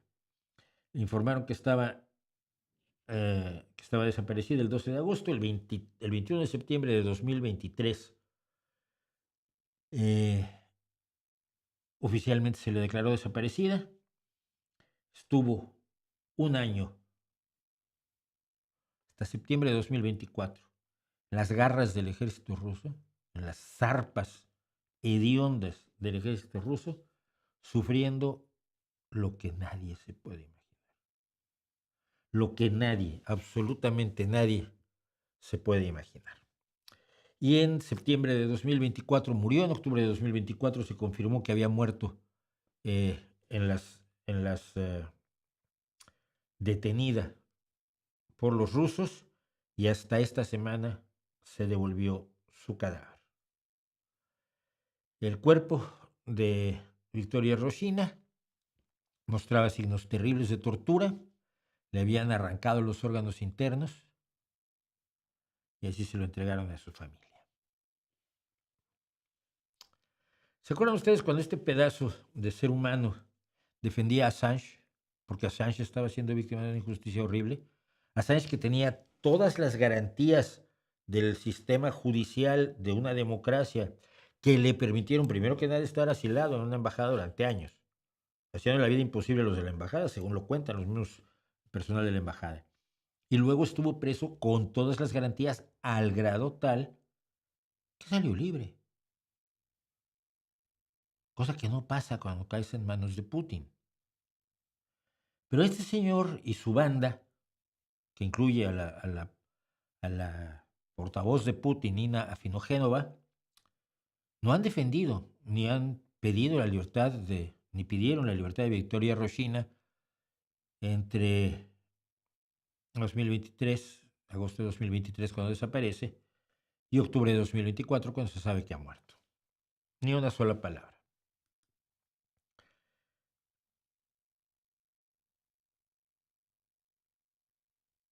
¿Cuándo nos vamos a cansar? Pregunto yo. De tener a gente simulando ser periodista cuando es propagandista, de pues solamente de su ideología probablemente, o propagandista de una forma de gobierno que es contraria totalmente a la que ellos dicen defender y en la que ellos participan y en la que ellos cobran. Porque la esposa, primero que nada, Pablo Iglesias cobró todo lo que quiso, pero su esposa sigue cobrando del sistema este democrático que no les gusta y que preferirían tener pues una cosa más como la de Putin. Y se les da la credibilidad de medios de comunicación serios. Se les permite presentarse como si fueran periodistas, que no lo son. Periodista es Victoria Rosina, ¿no? Mucho más periodista que ellos y mucho más periodista que yo, sin duda alguna, jugándose la vida donde yo, la única vez que dije que quería ir de corresponsal de guerra, mi jefe de la revista me pegó, me dio un sopapo, esto, ni loco, no te mueves de esta oficina, tú no vas de corresponsal de guerra a ningún lado, y era la guerra del Salvador, precisamente.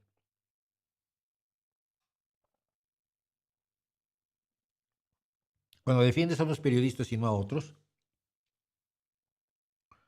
cuando defiendes la tragedia de los niños muertos en Palestina, pero no defiendes a los niños muertos en Ucrania, cuando lloras por los periodistas asesinados en Palestina, que es gravísimo, no lo, por supuesto, lo diré siempre, pero das la espalda a los periodistas asesinados por Putin, porque Putin es de los tuyos,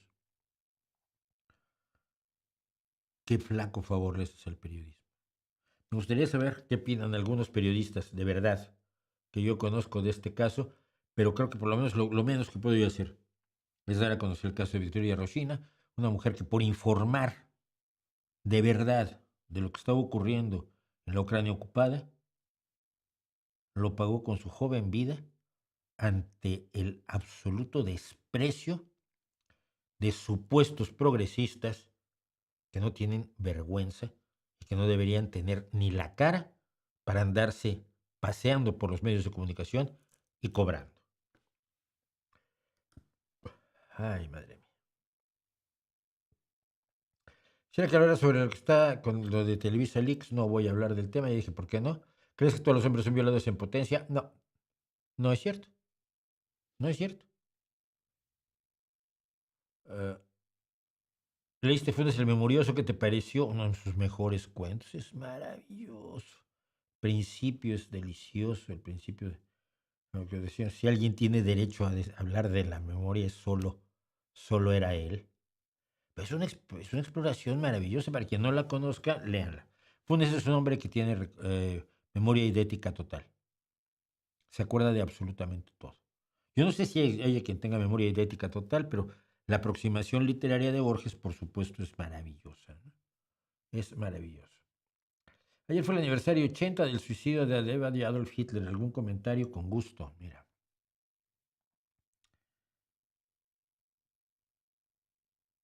como todos esos dictadores, curiosamente, y Donald Trump se ajusta también al esquema, Hitler era un cobarde, un absoluto cobarde. Quizás dañado por por lo que padeció en la Primera Guerra Mundial, me da igual, pero un total cobarde. Cuando unos días antes, en su cumpleaños, le encarga la defensa de Berlín a unos niños de 12 años, te da una idea de la dimensión de su infinita cobardía. Va saludando a los niños y los toma de la oreja, porque él creía que así se hacía hacían los generales romanos con sus decuriones y centuriones, los tomaban de la oreja, y entonces les tomaba la oreja y les daba un cachetito y les decía, defiendan Berlín, yo me voy a esconder.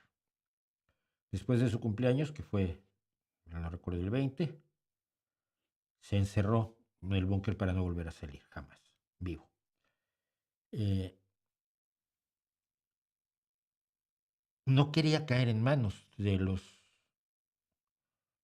aliados, no quería caer en manos de los rusos, no quería caer en manos de los estadounidenses, no quería caer en manos de los británicos, de los franceses, que tenían bastante que decir al respecto, y se suicida demostrando lo poco que le interesaba a Alemania y lo mucho que le interesaba a él. y se suicida con la mujer que lo siguió, llevándola a la muerte también, y con su máximo perro fiel, que era Goebbels, que no solo se suicidan Goebbels y su esposa, sino que matan a todos sus hijos con cianuro, en un acto de absoluta cobardía. Absoluta cobardía que después repiten los jerarcas nazis, por supuesto, en los juicios, el juicio de los médicos, los juicios de Nuremberg y los docenas de juicios de las que nunca se habla, que casi nunca se habla, de los que la gente no está enterada, el juicio de las enfermeras, la cantidad de juicios que se hicieron por toda Europa, además, contra las atrocidades de los nazis, revelaron todos prácticamente su cobardía, su enormísima cobardía. El poder absoluto no atrae a los valientes, atrae a los cobardes. Cuando puedes hacer el mal total, no son hombres y mujeres valientes los que dicen, ay, qué bien, vamos a apuntarnos. No, los que se apuntan son los cobardes que no se atreven a hacer el mal si no les dan permiso primero desde arriba. Y ese fue el caso, y ese es el caso en general de los nazis, ¿eh? Es el caso en general de estos grupos de gente violenta que se siente facultada para hacer el mal siempre y cuando vaya enmascarada, porque cara descubierta ya es más difícil. Entonces, siento que el suicidio de Hitler es sobre todo un acto de una enorme cobardía. Un detalle que subraya esa cobardía de una manera extraordinaria es el hecho de que él no sabía si las cápsulas de cianuro funcionaban o no. Para saber si funcionaban, mató a su perra, una perra pastor alemán que aparece en muchas fotografías con él, porque esta gente siempre quiere parecer seres humanos y con un perrito pues pareces más ser humano, ¿no? Pero mató a su propia perra y ya cuando vio que la perra moría dijo, ah, qué bien, entonces me puedo tomar el cianuro. Pero aparte de tomarse el cianuro parece que tenía un tiro en la cabeza. No se sabe si el tiro se lo dio él o se lo dio Eva, al ver cómo convulsionaba él por efectos del cianuro antes de suicidarse ella. Porque además el tiro que tiene es el tiro de una pistola pequeña que tenía, al parecer, era propiedad de Eva Braun. Todo esto me acuerdo porque escribí ampliamente sobre el suicidio de Hitler, porque me pareció siempre eso, un acto de una cobardía tan enorme que me representa a todos, a Saddam Hussein escondido en un agujero, a Gaddafi escondido atrás de un grupo de mujeres, a todos esos tiranos que necesitan validación constante, pero no son capaces de enfrentar su destino. Y luego tienes a los hombres pequeños, a las mujeres pequeñas, a los seres humanos de la calle, que son muchas veces 1000 veces más heroicos que esos supuestos líderes de naciones. Llama la atención pensar en ello, ¿no creen ustedes? Bueno, vamos a... Hijo, me falta tanto, quisiera cubrir tanto hoy, probablemente me alargue. ¿Qué les parece? Voten, nos alargamos un rato, vamos a intentarlo, pero de momento vamos a hacer cosas que sabemos. Como decía yo, vamos a hablar de los audaces autoexperimentos, los científicos que se han usado a sí mismos como conejillos de indias para avances que nos son relevantes a todos nosotros hoy en día. Volvemos en unos 7-8 minutos. El científico no solo es el frío y acucioso registrador de la realidad que investiga. En ocasiones es el protagonista, el escenario de la investigación, estudiándose a sí mismo.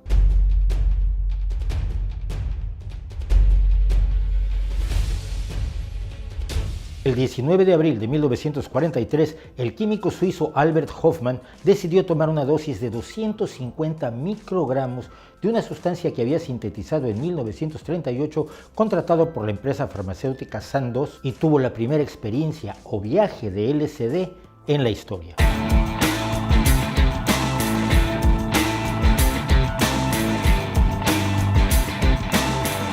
Hoffman trabajaba con el ácido lisérgico, una sustancia producida naturalmente por el hongo conocido como cornezuelo, explorando sus posibilidades como estimulante de la circulación y la respiración. Su trabajo consistía en explorar distintos compuestos a partir de esa sustancia. El que había sintetizado en 1938 era el LSD-25 o dietilamida de ácido lisérgico.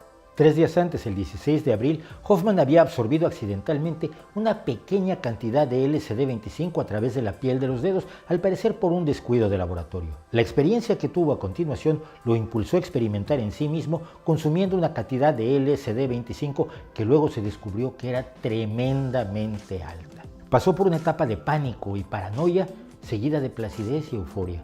Había nacido la era de la psicodelia y su descubrimiento sería uno de los signos distintivos de la contracultura hippie. Por desgracia, el uso recreativo del LSD llevó a que se prohibiera y se impidiera que se estudiara como droga psiquiátrica, que era el destino que Hoffman imaginaba para lo que llamó mi hijo problemático, el LSD. El de Hoffman era solo un caso más de los muchos científicos que en un momento dado han optado por utilizarse a sí mismos como sujetos experimentales antes que emplear animales o a voluntarios. Algunos casos resultan menos cinematográficos que el de Hoffman, pero mucho más dramáticos. En 1922, el entomólogo estadounidense William J. Berg intentaba determinar si las arañas conocidas como viudas negras y que están extendidas por todo el mundo eran venenosas para el ser humano. Después de ver el efecto del veneno en ratas, se hizo morder por una de sus arañas, pero sin sufrir más que un dolor agudo. Convencido de que la mordedura había sido demasiado superficial, al día siguiente se dejó morder durante 5 segundos. A lo largo de los siguientes 3 días, Berg sufrió los terribles dolores y reacciones del veneno y los anotó para un artículo que publicó en 1923 en una revista de parasitología. A partir de entonces, la práctica de dejarse morder por distintos arácnidos fue parte normal de las investigaciones de Berg, pese a lo cual vivió hasta los 95 años.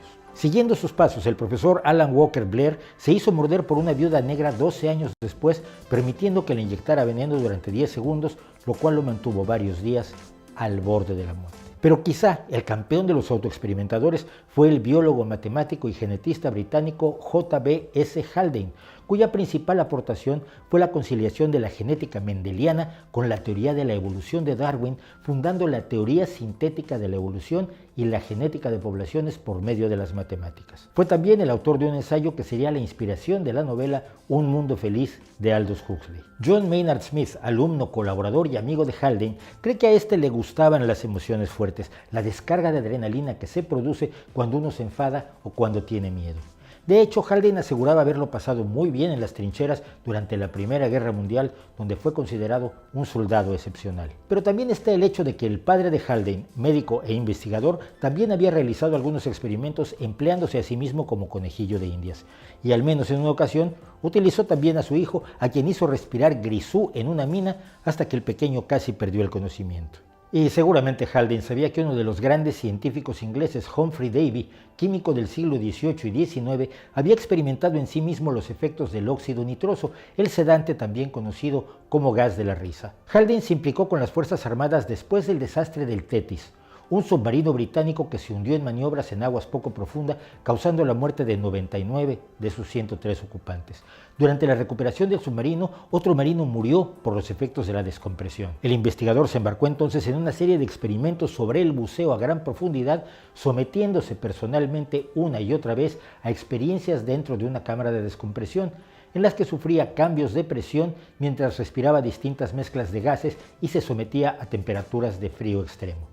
En un experimento en el que se envenenó con un exceso de oxígeno, además de sufrir violentas convulsiones, se provocó un daño irreparable en algunas vértebras que lo dejó con dolor crónico para el resto de su vida. Los tímpanos de Haldane sufrieron varias rupturas a consecuencia de los cambios de presión a los que se sometió, dando pie a una de las más famosas citas del científico. El tímpano generalmente cicatriza y si le queda algún agujero, aunque uno queda un poco sordo, puede expulsar humo de tabaco por la oreja afectada, lo cual es todo un logro social. La autoexperimentación de Haldane fue la base de mucho de lo que hoy sabemos acerca de los efectos de la compresión y la descompresión en los cuerpos de los buzos, especialmente la narcosis provocada por nitrógeno. Ser su propio conejillo de indias permite a los científicos conocer de primera mano las experiencias subjetivas asociadas a algunas situaciones, porque la subjetividad también juega un papel importante en la investigación científica, y no solo por las inspiraciones, intuiciones y pasiones de los científicos. Mucho antes de que hubiera un instrumental adecuado para medir las características de las sustancias químicas, era práctica común de los investigadores tomar un poco de la que estuvieran estudiando en ese momento y llevársela a la boca para conocer su sabor. Por supuesto, como en muchos otros casos, esta práctica fue letal para algunos audaces buscadores de la verdad científica. Ya en 1981, el doctor australiano Barry Marshall y el patólogo Robin Warren tenían indicios de que la úlcera gástrica estaba causada por una bacteria y no por el estrés, la dieta u otras causas que eran las que por entonces suponían los médicos. Al ver que era imposible infectar a unas ratas con la bacteria, Marshall optó por infectarse a sí mismo tragando un cultivo de bacterias. La gastritis que sufrió fue el primer paso para demostrar que la bacteria causaba úlceras y cánceres gástricos, lo que le valió a ambos asociados el Premio Nobel de Medicina o Fisiología en 2005.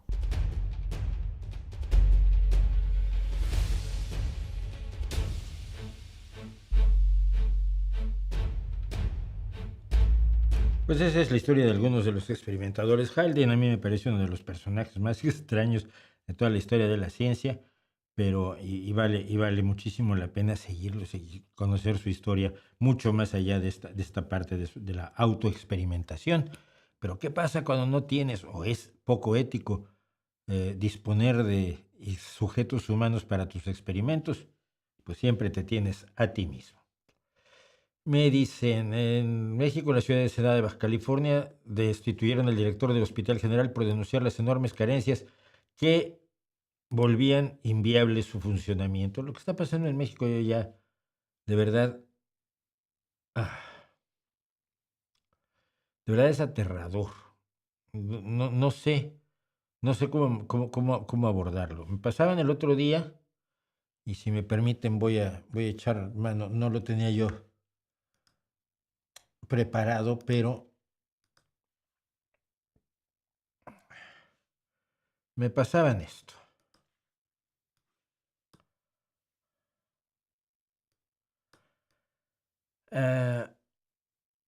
El Ayuntamiento de Jiquipilco, a través de la Instancia Municipal de la Mujer,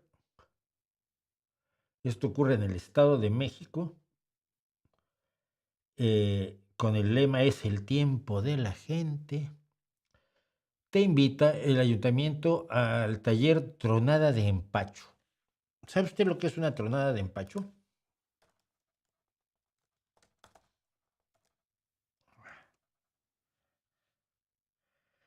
Pues la tronada de empacho es una forma de quitar el empacho. El empacho es con un problema digestivo. Es cuando tienes lo que la gente conoce y no lo es, como un corte de digestión. Y entonces, pues, lo que se hace es pellizcar la barriga, así como se ve que está haciendo ese señor. Pues hasta que truena.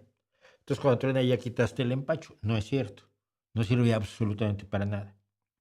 No tiene ningún valor terapéutico, no, por supuesto, no se basa en ningún diagnóstico y, por supuesto, sus resultados son solamente perceptuales, son de placebo en todo caso. Un taller de tronada de empacho con elaboración de pomada de pan puerco. Eso sí ni sé qué es, fíjense. Pero suena terrible, ¿no? Es una pomada ungüento tradicional utilizado para aliviar malestares como el empacho, una forma de cólico en bebés y niños, dolor de estómago, indigestión y otros problemas digestivos. Bueno, si usted sabe lo más mínimo acerca de la anatomía del ser humano, sabrá usted que si se pone una pomada no afecta el estómago ni el aparato digestivo de modo alguno. El aparato digestivo está aislado de la piel pues, por una serie de capas, entre otras el peritoneo, la capa grasa, la epidermis, la dermis, la epidermis. Y las pomadas que se ponga usted pues, no le van a arreglar el estómago. Está bien cuando la gente no tenía, y sobre todo hoy que en México la gente no tiene acceso a un sistema de salud como aquel al que tiene derecho, con los mejores conocimientos de los que disponemos respecto a la salud, pues la gente cree en esto, pero que lo promueva un gobierno me parece ya tan absolutamente vergonzoso, tan dramático, tan idiota como otras cosas que hemos hablado que está promoviendo México, los saumerios de la presidenta, las parteras de la presidenta, las estufas de leña de la presidenta, la erección de un México del siglo XVII o XVI para ellos, para los más desprotegidos, para las mayorías, para los que no han ido a la universidad y estudiado física para luego olvidarse de lo que es la ciencia, como ha hecho Claudia Sheinbaum. Los que no tienen las casas que tiene Monreal, ni las ventajas que tienen Noroña o la esposa de la novia, de la prima, de la tía, de toda la gente que está hoy bebiendo de las ubres del Estado con una pasión priista y más que priista por parte de Morena.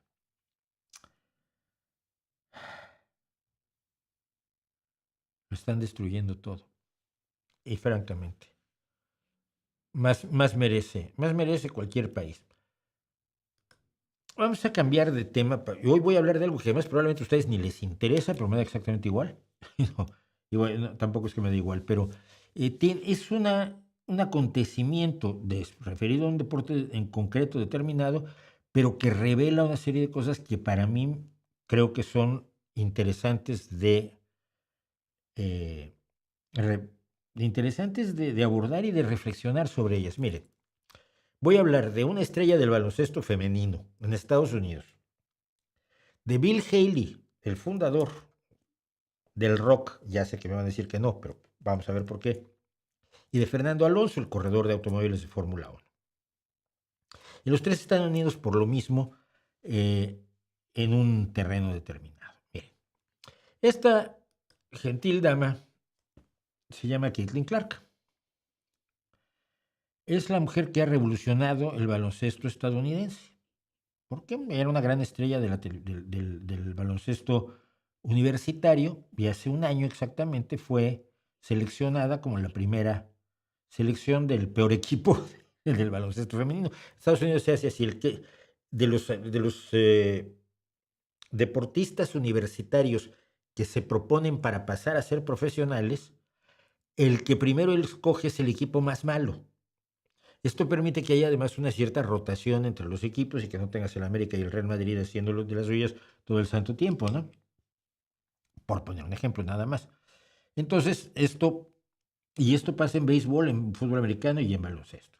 Entonces ella, que era un fenómeno ya en Iowa, porque había roto el récord de puntos de toda la historia del baloncesto colegial, no de mujeres. El récord general que había instaurado una de las leyendas del baloncesto, que era Pete Maravich, Pistol Pete. Y ella había, en su último año en Iowa, en la universidad, había destrozado el récord de más puntos metidos por un jugador de baloncesto universitario. Y digo, Pistol Pete es una leyenda en el baloncesto. Bueno, entonces ella llega y dice, pues va a jugar con el peor equipo, no pasa nada. Vamos a ver cómo juega. Como Dios. Les voy a decir lo que hizo en su primera temporada. Primero que nada, ella es base, o sea, es el que reparte juego en el baloncesto. Si saben algo de baloncesto, el que está con la pelota y los otros cuatro se colocan, el escolta, el pivot, el pivot, que es el que se pone siempre bajo la cesta, bajo la canasta.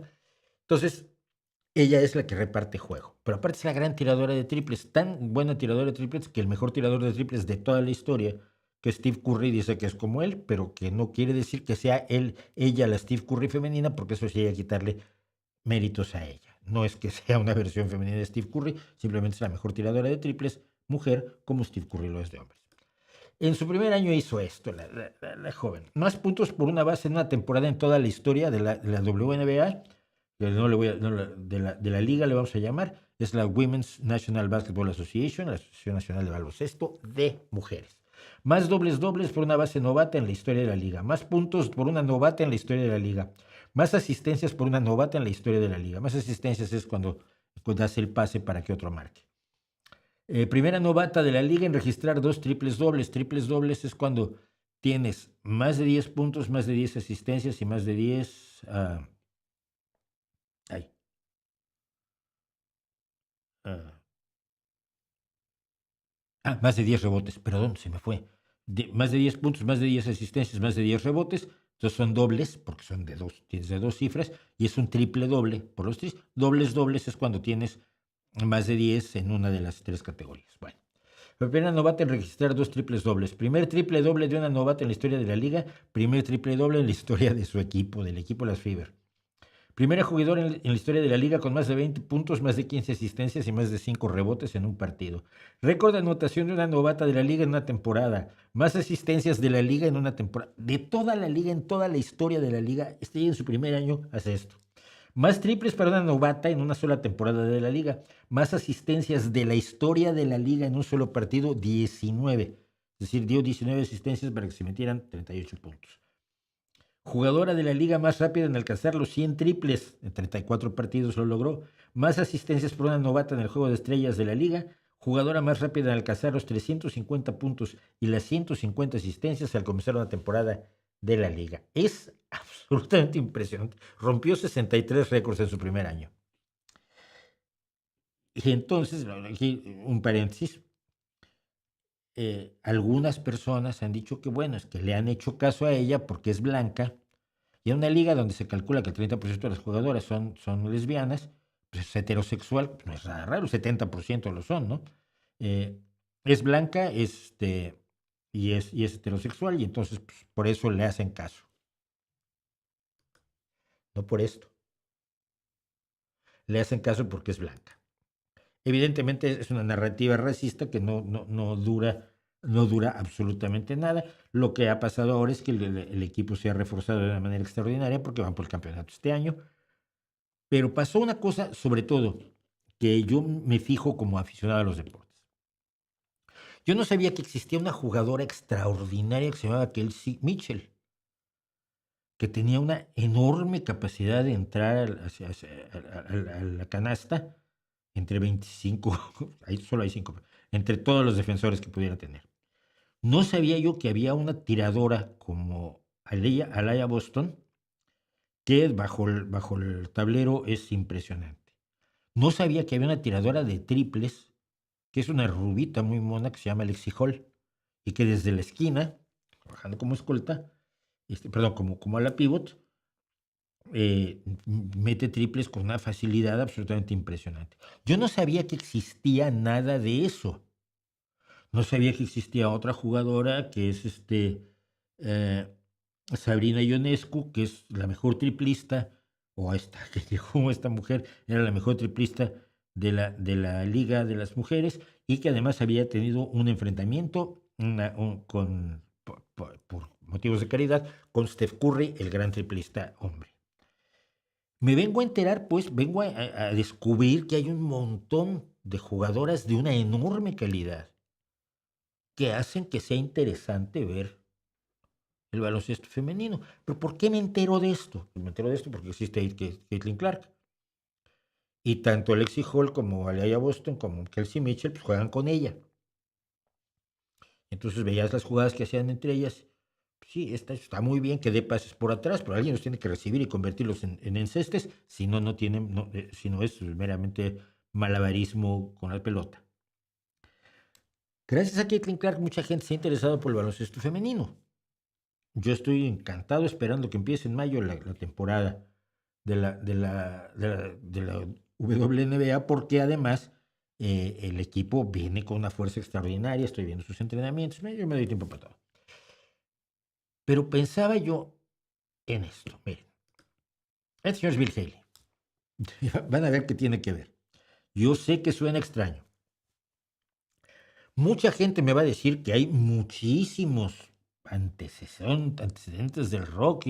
Sister Loretta Tharpe, por supuesto, una enorme guitarrista, o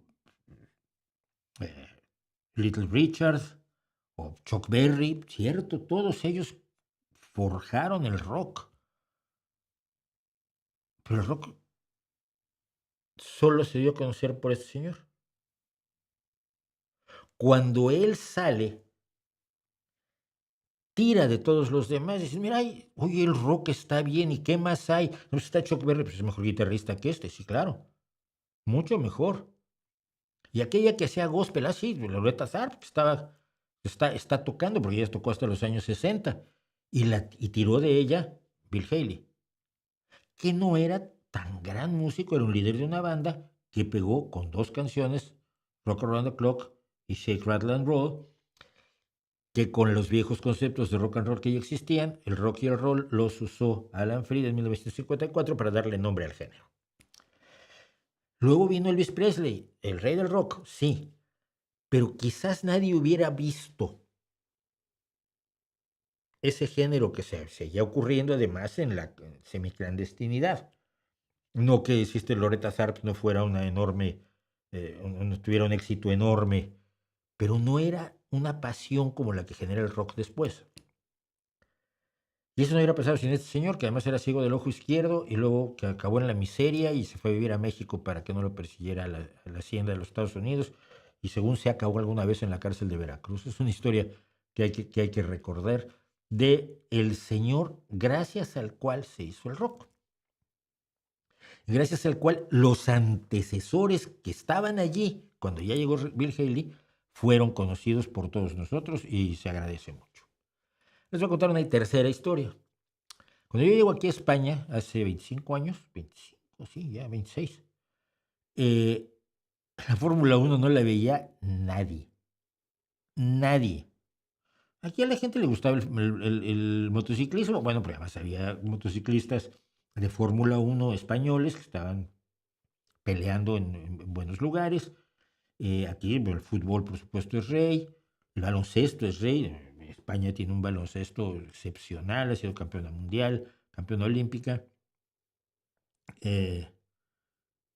Béisbol muy poco, fútbol americano no lo ve nadie, casi nadie. Hay un equipo aquí en Gijón, creo, hay como una liga como de 6 o 7 equipos que juegan entre ellos todos los años.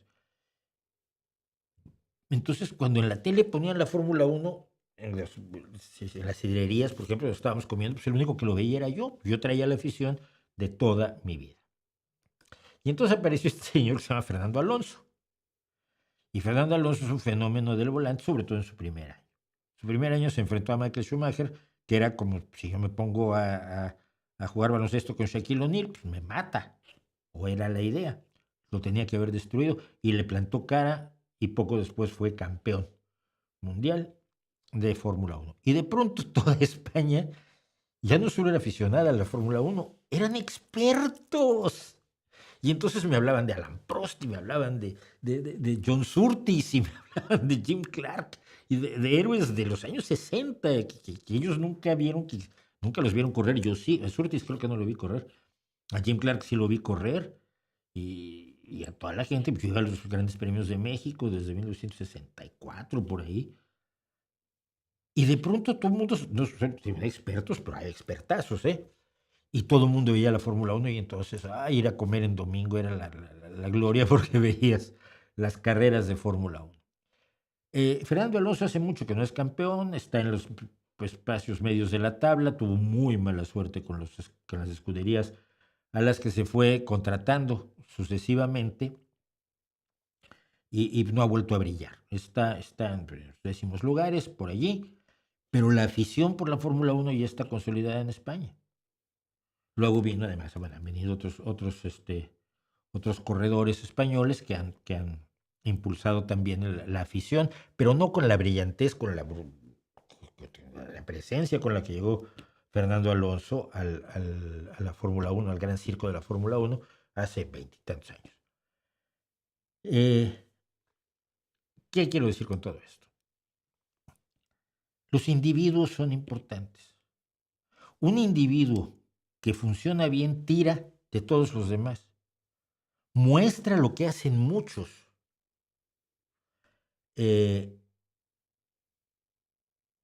Atrae el interés mucho más allá de él o ella mismos.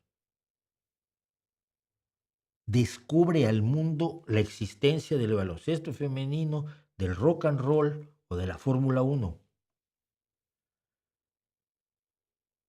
Y esta es una de las razones por las cuales a mí me cuesta mucho trabajo pensar que la historia se mueve solo por ciertos mecanismos económicos y no también por la fuerza de ciertos individuos que quizás tienen suerte, están en el lugar correcto, en el momento correcto, da igual, pero sin ellos la historia no sería exactamente la misma. Y estoy hablando de tres cosas bastante menos relevantes que guerras o política, también hay que salir del espacio, como son los deportes y la música.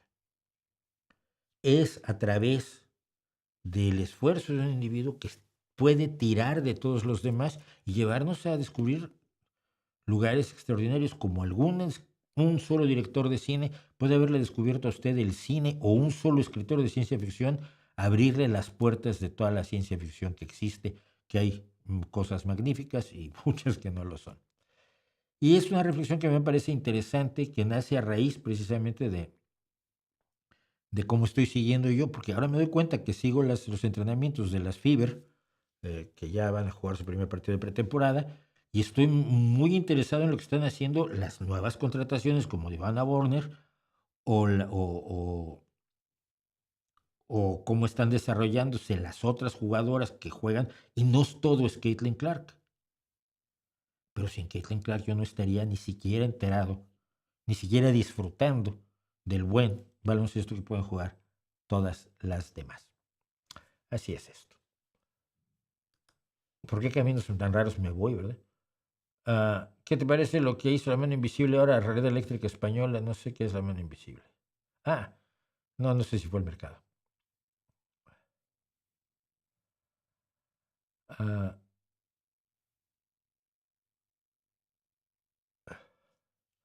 Dice, desde las orillas del estrecho de Magallanes, un abrazo a usted y a todos los trabajadores del mundo y conmemorar a los que dejaron todo para que tengamos mejores condiciones. Sobre todo eso, por supuesto que sí. La nueva ley de telecomunicaciones en México, que podrá bloquear el funcionamiento de las plataformas digitales. Tengo entendido, lo poco que sé, no estoy informado. Lo poco que sé es que son absoluto atentado y lo que me queda muy, muy claro es que es muy difícil que lo pueda llevar a término Claudia.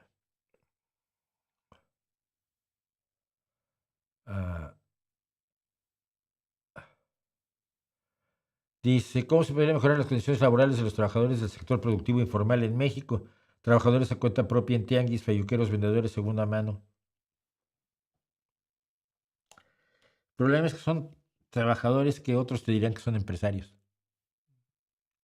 Sí. Yo tengo amigos marxistas que te dirían que son empresarios. La única forma de mejorar sus condiciones laborales es que tengan protecciones también del Estado como si fueran trabajadores. Entre otras que puedan pagarse, bueno, si tuviéramos una seguridad social, si México tuviera una seguridad social que funcionara, se pudieran pagar su seguridad social, que se pudieran pagar su cuenta de pensiones y que tuvieran las facilidades necesarias para desempeñar su trabajo en las condiciones dignas. Condiciones que probablemente el Estado pueda dar. Depende cada caso. Ahí si estás hablando además de muchas cosas distintas como tianguis, fayuqueros, vendedores de segunda mano, que no es fácil, porque es un sector que vive en lo gris de la legislación y así es como quieren que viviera además. Entonces, no se me ocurre mucho más. ¿Por qué para la izquierda es fundamental el sector laborista o laboral? Porque esos son la mayoría, son los que hacen las cosas, ¿no? Nada más. Porque participas en la creación de riqueza y mereces tener participación en la riqueza que ayudas a crear. No hay mucho más, ¿no? La lucha por una vida digna no se hace para aquellos que ya tienen una vida digna. Se hace para aquellos que todavía no tienen una vida digna y suele pasar con los trabajadores, sobre todo en el mal llamado tercer mundo.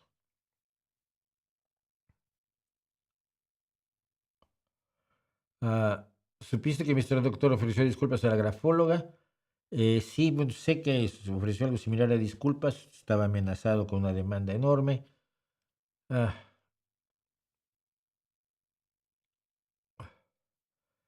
Algo que se desconoce fuera de Argentina sobre el Papa Francisco, su rol en la dictadura del 76, nunca ha quedado claro si tuvo o no que ver con la dictadura. Gracias, María del Rosario Segura, por las cosas bonitos que me dice. Sergio Álvarez, gracias por el superchat. Vitu Café, gracias por compartir su conocimiento, muy amable. Eh,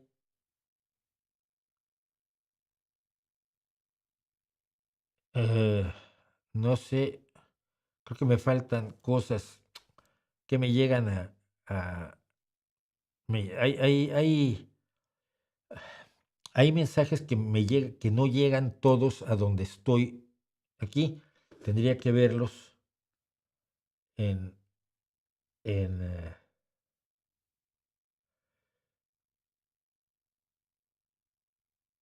en, no, pues no sé, hubo un primer mensaje que no encuentro de Armando Ramírez, que luego dice, entre ellos a Taibo 2, el autor menciona datos, fuentes de información que siempre estuvo allí. No sé cuál era el primer mensaje. Pero desmontar el mito del guerrero centauro del norte, yo no, mira, no sé, creo, y esto sí te lo digo por lo que sé, Taibo es muy riguroso como historiador, aunque tiene evidentemente sus sesgos, como es claro y además nunca lo ha negado, ¿no? Pero creo que es serio como historiador y yo vi cómo se hizo el libro del Che, e independientemente de la emoción favorable o positiva de Paco hacia el Che, yo te puedo decir que no hay un dato falso en ese libro. Y todo el material que vino de Cuba pasó por mi casa. Pues yo era el único que tenía un escáner con el lector óptico de caracteres, con un programa bastante primitivo, pero bueno, funcionaba, de lectura óptica de caracteres. Entonces yo me pasé horas y días pasando esos documentos que vinieron de Cuba por el escáner para hacerles el reconocimiento óptico de caracteres y tenerlos en forma de archivos informáticos con los que pudiera trabajar Paco en el desarrollo del libro del Che. Entonces, digo, sus sesgos pueden ser sus sesgos, pero tengo la idea de que no es cierto, que no es falso ningún dato que incluyó y que no omite ningún dato que pueda ser relevante. Y creo que lo mismo pasó con el de Villa. Pancho Villa era un hombre de su tiempo y todas las atrocidades que puede haber cometido Pancho Villa, peores las cometieron otros. Álvaro Obregón, Orozco, Pascual Orozco, por favor, era una bestia. Pero la idea es que para muchos es que si denigras la imagen de Villa, logras quitarle valor a las reivindicaciones por las que él luchaba. ¿Nos damos cuenta? Si tú dices que era un asesino, entonces, pues ya si él luchaba porque hubiera justicia para el campo, pues ya la justicia para el campo es de asesinos, ¿no? No es así. Yo creo que hay muchas ganas y siempre habrá revisionistas históricos, pero esos generalmente cuando yo los he leído, cuando les vamos a desmitificar al Centauro del Norte, lo van a presentar como lo presentaban las películas de Pancho Villa en los Estados Unidos. Hay una que es especialmente horrorosa, no me acuerdo quién era quién lo interpretaba. Fue famoso el actor que lo interpretó, donde le daba latigazos a su mujer y vivía borracho y una imagen absolutamente propagandística, ¿no? Y es a lo que generalmente van los revisionistas históricos en México, porque la historia oficial falsificadona en México se hizo sobre todo ocultando algunos trocitos, ¿no? Entonces, ocultabas, por ejemplo, a Zapata lo mataron, pero no dices que lo había mandado a matar Carranza, o que la gente de Villa, de Obregón, tuvo que ver con el asesinato de Villa, o que la tercera etapa de la revolución es una guerra entre facciones, donde los que te ponen como eres juntos, pues estaban dándose de tiros, Carranza y Villa, eh, Carranza y Obregón por un lado y Villa y Zapata por el otro. Entonces, no es tan totalmente falsa la historia oficial mexicana, que sí es blanqueada, y entonces demoler la figura de Benito Juárez pues, no es difícil, no es fácil, porque está bien documentado todo lo que hizo hasta el momento que echa al ejército francés y fusila a Maximiliano. Entonces ahí yo tengo mis resquemores contra los historiadores estos que yo te voy a descubrir toda la realidad.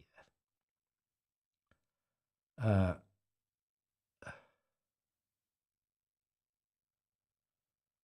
bueno, bueno, está bien. Rami Ram dice que estoy gaga, entonces tú estás baneado. Fíjate, cómo pasan las cosas, no así de rápido. Ah,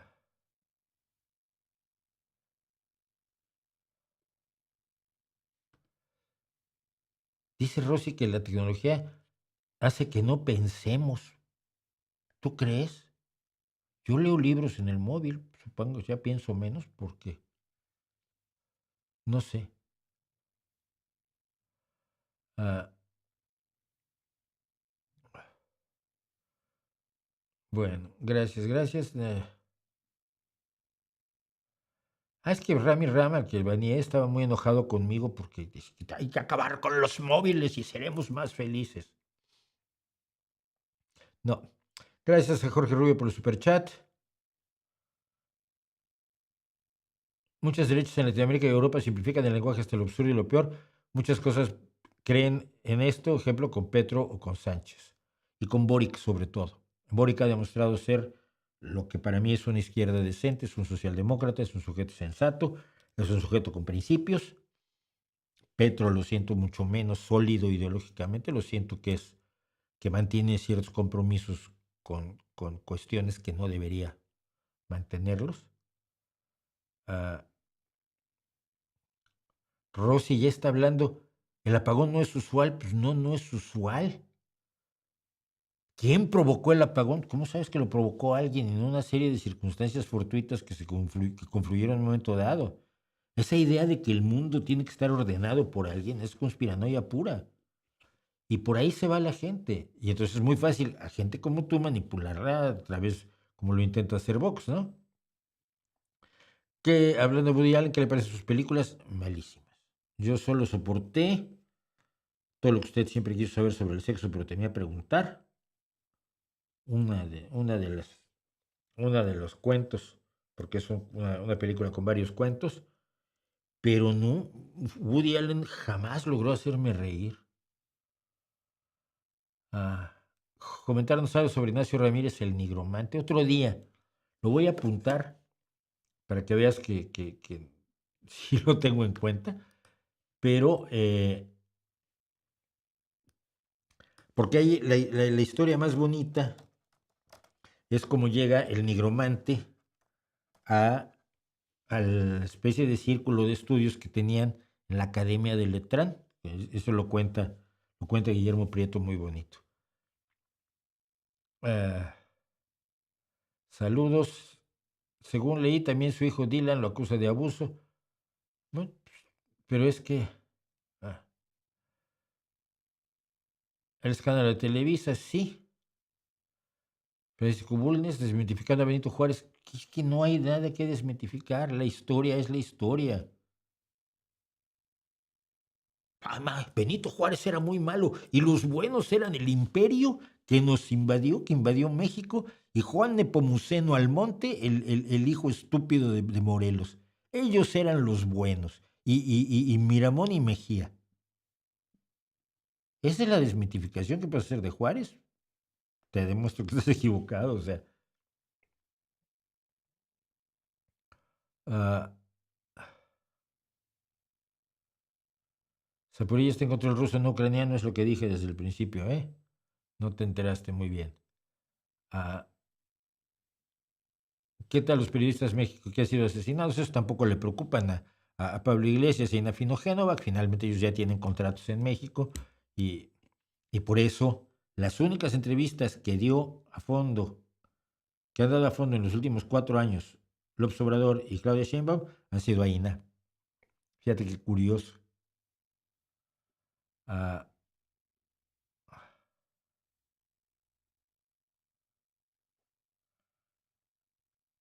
bueno, vamos a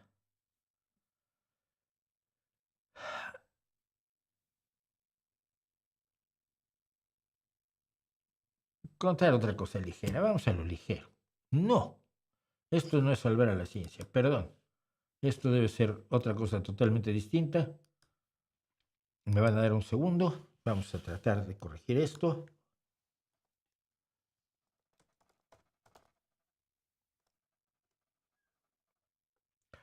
Las gaitas. Yo quedé hace tiempo de hablar de gaitas porque es un instrumento que me gusta muchísimo y que a muchísima gente no. O sea, las gaitas son, o te encantan o las odias. Así que a los que las odian, pues, les tengo una noticia. Esta.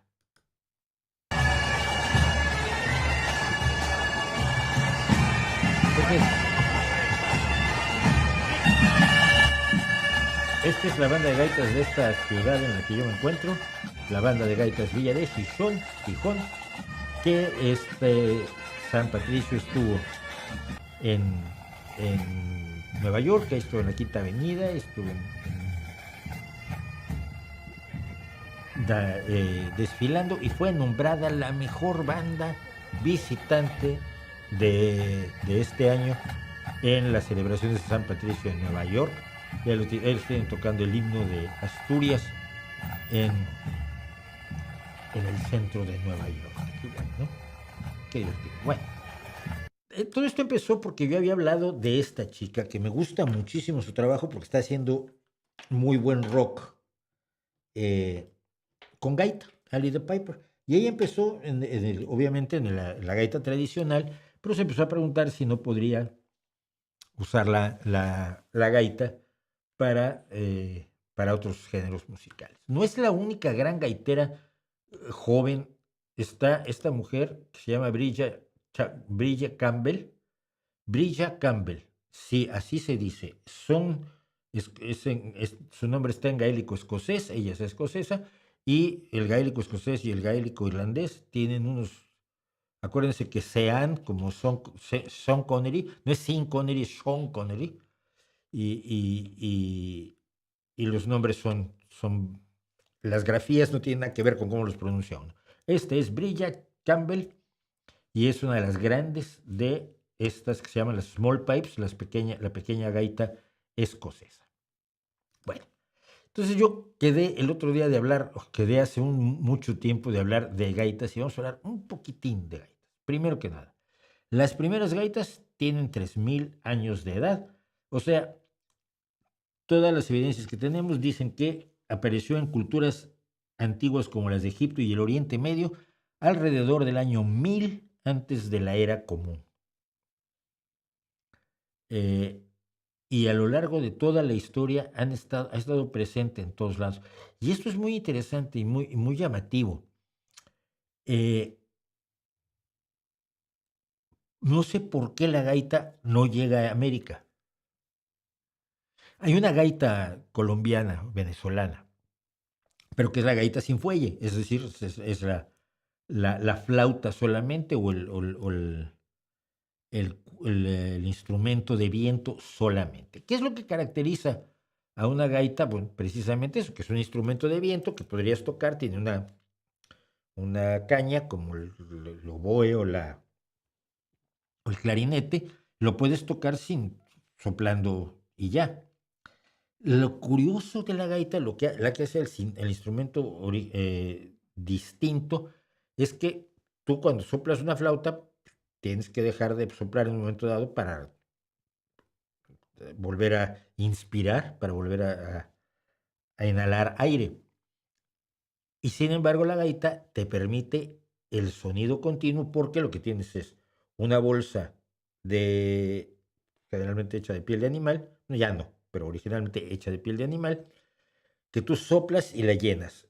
Y con la presión del codo vas empujando la columna de aire a través de la flauta o de la chirimía el ¿cómo se llama?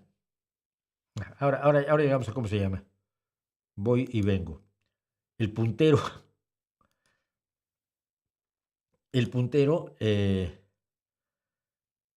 que es el que tocas, pero vas empujando el aire. Entonces tú soplas para mantener lleno la bolsa de aire, pero el flujo de aire a través del puntero es continuo. Y eso es lo que hace el sonido especial de la gaita. Si a este elemento original, una bolsa de aire con su puntero, que tiene su caña y suena como suena una gaita, y el soplador, que es con el que mantienes lleno de aire, debidamente llena de aire la bolsa, le agregas una otra flauta, por así decirlo, que tenga un sonido continuo más grave, ¿cómo se llama? Un bordón. Tienes lo que estás tocando y una nota que sirve de pedal todo el tiempo. Bien, ese es el principio de la gaita. No tiene mayor chiste. Y al mismo tiempo tiene muchísimo chiste. Se supone, hay un grabado que finalmente no quise usar porque hay quien dice que es alguien tocando la gaita y hay otro que dice que es un buzo que lleva aire en una bolsa, en una vejiga hecha piel de animal. No lo sé.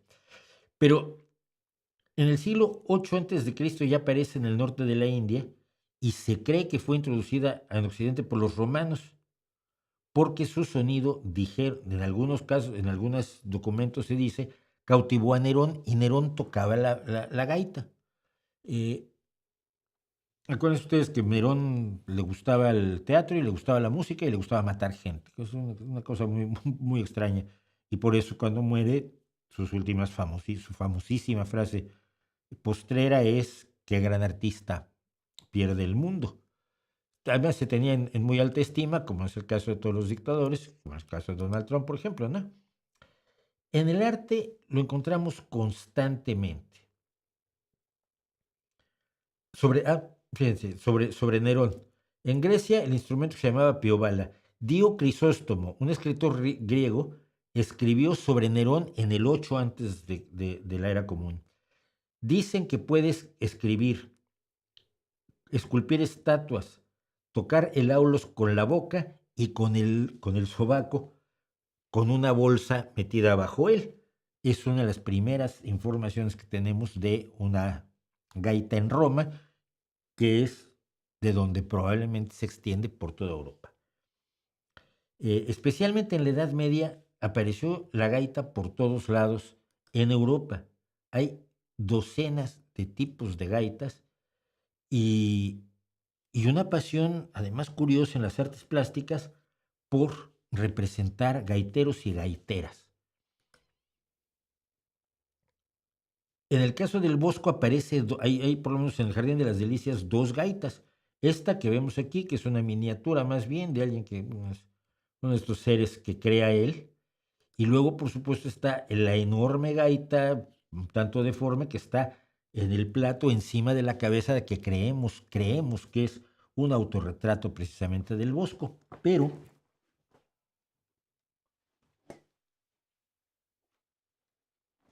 está también esta gaita, que este personaje, que parece una especie de autogaita, donde él mismo el personaje es la bolsa, y está tocando el puntero de la gaita. De estas monstruosidades maravillosas que generaba el Bosco, y que tengo yo aquí con algunas de mis esculturas del Jardín de las Delicias, que son uno de los cuadros que más me gusta en el mundo.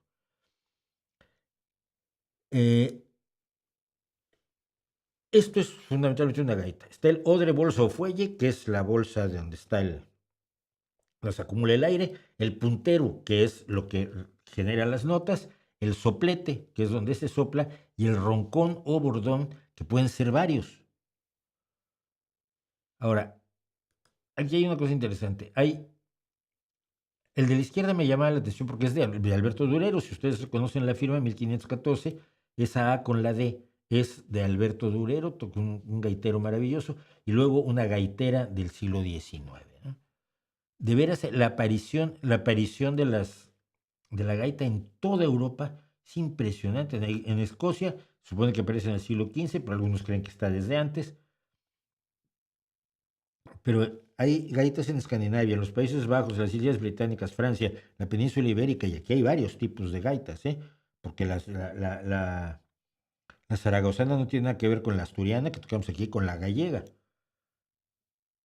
En total hay 130 tipos distintos de gaitas en el mundo. Y aquí están algunos de ellos.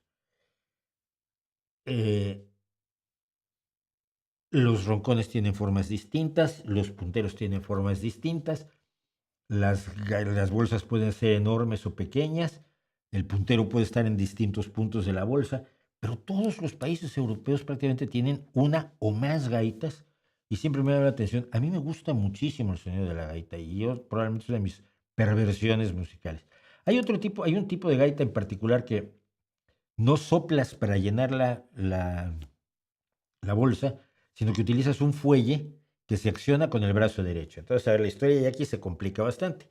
Con el brazo derecho estás accionando el fuelle para llenar la bolsa. Con el brazo izquierdo estás accionando la bolsa para lanzar la columna de aire por los roncones, que en este caso son varios, y por el puntero. Y de este mismo principio es una de las gaitas más complicadas, que es la irlandesa, que a mí me gusta muchísimo. Se llaman la gaita Uilleann, no sé de dónde sale el nombre, que tiene todas las llaves que se ven encima de los roncones, ¿sí? El puntero es el que está abajo a la izquierda. Que es amarillo con negro. Y eso es lo que tocas, con lo que generas las notas. Pero los roncones que se depositan en la pierna tienen una serie de llaves que puedes ir tocando con la mano izquierda, ya sea con los dedos o con el talón de la mano, que generan armonías. Entonces tienes el brazo derecho con el fuelle y las armonías, el brazo izquierdo con la bolsa y las dos manos con el puntero. Y uno de los mejores representantes de esta gaita es asturiano, siendo una gaita irlandesa. Eso me llama muchísimo la atención. Y por supuesto la más conocida es la escocesa, por lo menos en el imaginario popular, que tiene 3 roncones, más su soplete y su puntero. Y hay una historia que quería yo contar, además de gaitas, y ya que contamos un poco esto de la historia, cómo se movió por todo el mundo. ¿Cuántas tenía yo por aquí? La musette, la boja, la, el- las, la gaita Bruegel, la gaita gaida. Viene, además, no sé, no me acuerdo de dónde sale, creo que de Calete en latín. La cabret, la cornamusa del centro, la duda, eh, las, el torupil, el Humelgen, las gaitas de Leicestershire, las jeremías de Mallorca,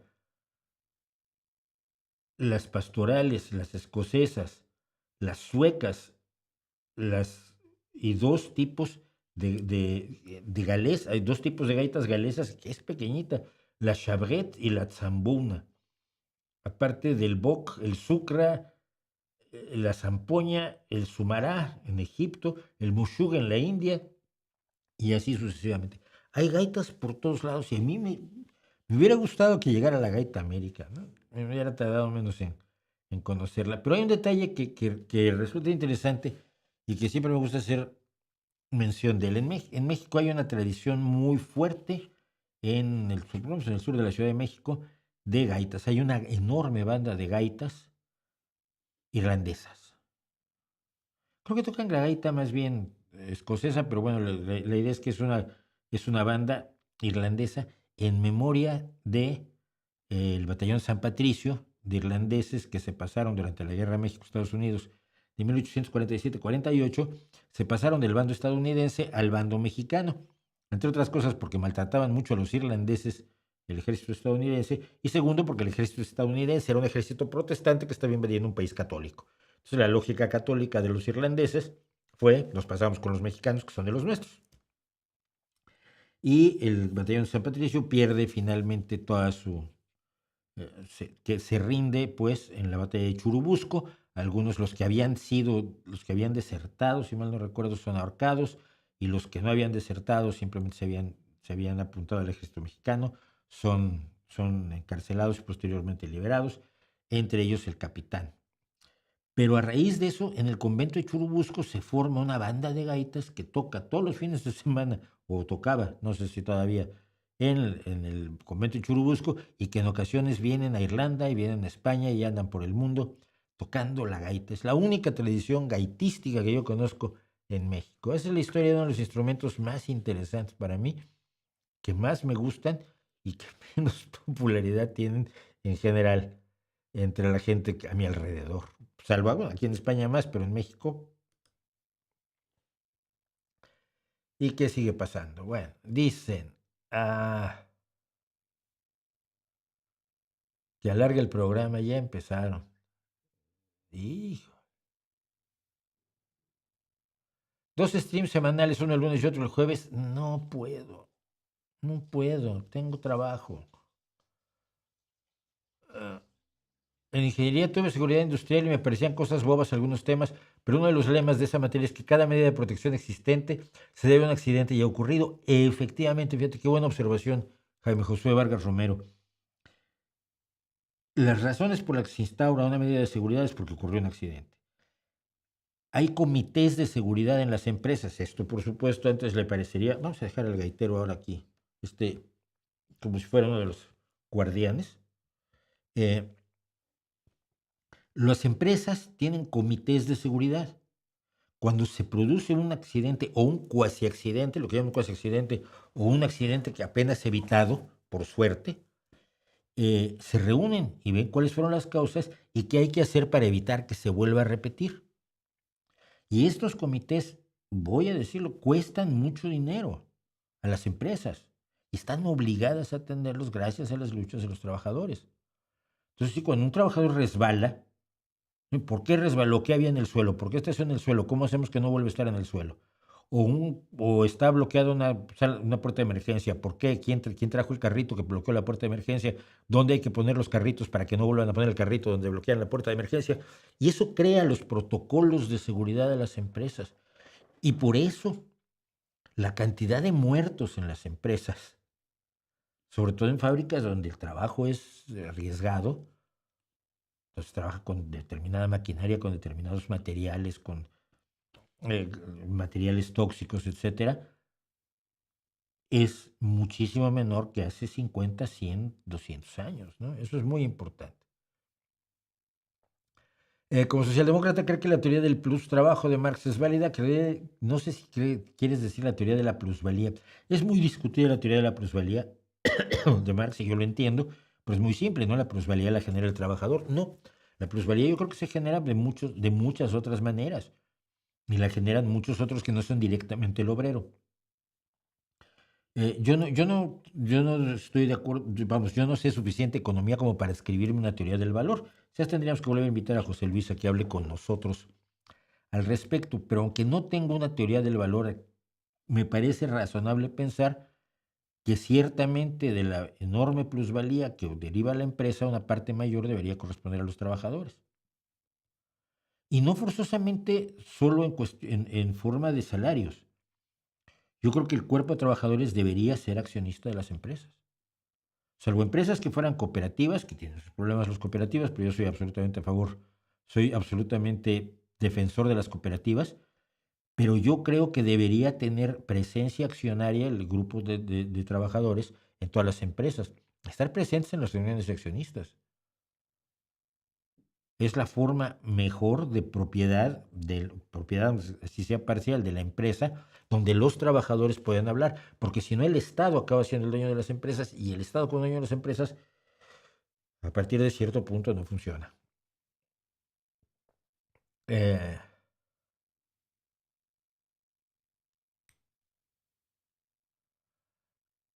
gracias. ¿Tienes información sobre la técnica del fracking, si hay algún daño ecológico, o si técnicamente es más viable?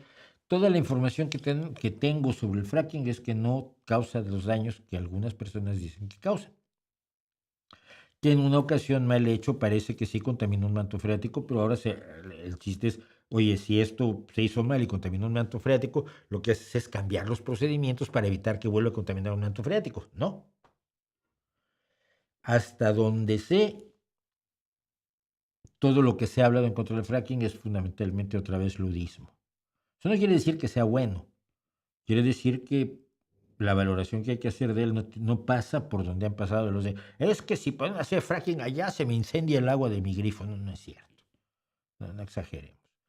Es que meten muchas cosas. Pues sí, pero ¿es malo que lo hagan o no es malo que lo hagan? La gente, mucho de lo que yo recuerdo de los argumentos contra el fracking son los líquidos que se introducen precisamente para crear la fractura a partir de la cual se obtiene el gas. Entonces, esa fractura hidráulica se hace con ciertos líquidos y te asustan porque son químicos. Bueno, como si el agua no fuera químico, todo es químico, todo es hecho de química, no es hecho de caspa de gnomos y de pedos de hadas. No, estás hecho de sustancias químicas. Entonces se usa mucho la quimiofobia para ponerse al fracking. Yo creo que lo que hay que hacer en todo caso es hacer innecesario el fracking y hacer innecesarias las plataformas petroleras y hacer innecesario la minería de carbón. Y esto solo se puede lograr primero que nada, usando ahora energía nuclear para darnos un respiro, el respiro necesario para poder tener las energías renovables, verdes, limpias, que todos queremos, pero que ahora no tenemos. No tenemos suficientes. Si estuvieras en México, ¿irías a votar en las elecciones del Poder Judicial? No, prefiero ir al Circo del Sol. Para circos uno bien hecho, ¿no? Ah,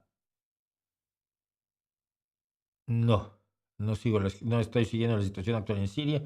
No tengo tantas cosas. No puedo seguirlo todo. ¿Is this the real life? ¿Es alguna canción, una pregunta filosófica relacionada con la teoría de que no? No, Samuel, calma. ¿Nunca has oído Rapsodia Bohemia con Queen? Is this the real life? Is this just fantasy? Caught in a landslide, no escape from reality. Es el principio de Rapsodia Bohemia. Lo que pasa es que hubo un chiste porque apareció un reel hace un par de años o algo, un poco más, de un niño que salía de estar anestesiado con el dentista y el niño pregunta, ¿is this the real life? Y era absolutamente hilarante porque era una evocación de la primera línea de Rapsodia Bohemia de Queen. Saludos desde el puerto de Haifa. ¿Qué opina del caso Fobaproa que el gobierno de México está informando? No lo sé. No sé qué están diciendo del Fobaproa, pero el Fobaproa es un desastre de Cedillo. Y punto, ¿no? Y todavía se está pagando. Todavía se está pagando el Fobaproa. Y no sé cuándo se va a dejar de pagar.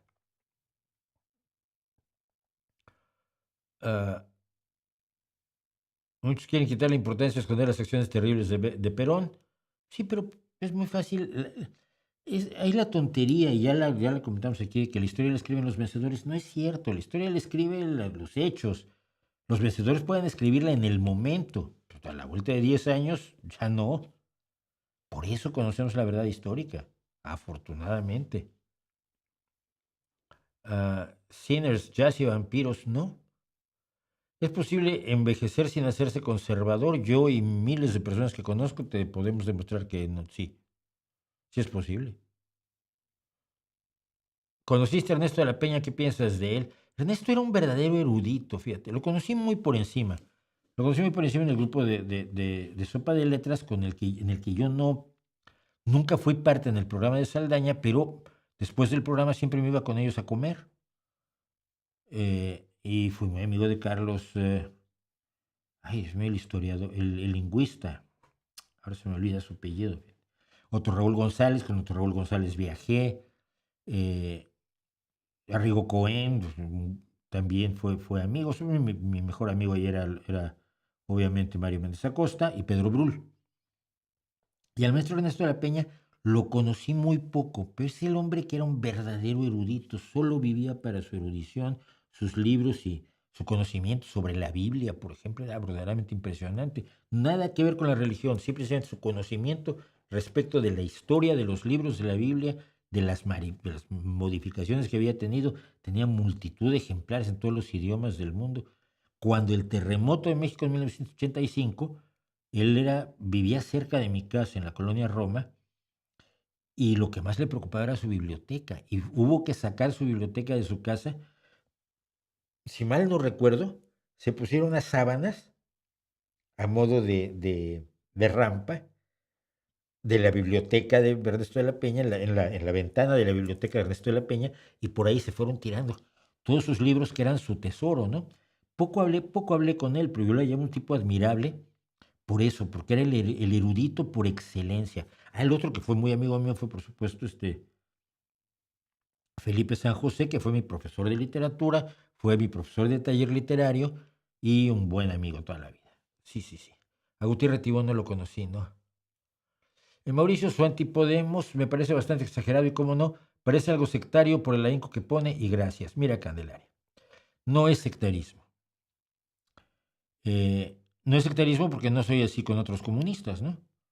Los entiendo mejor. Podemos fue un embuste desde el principio.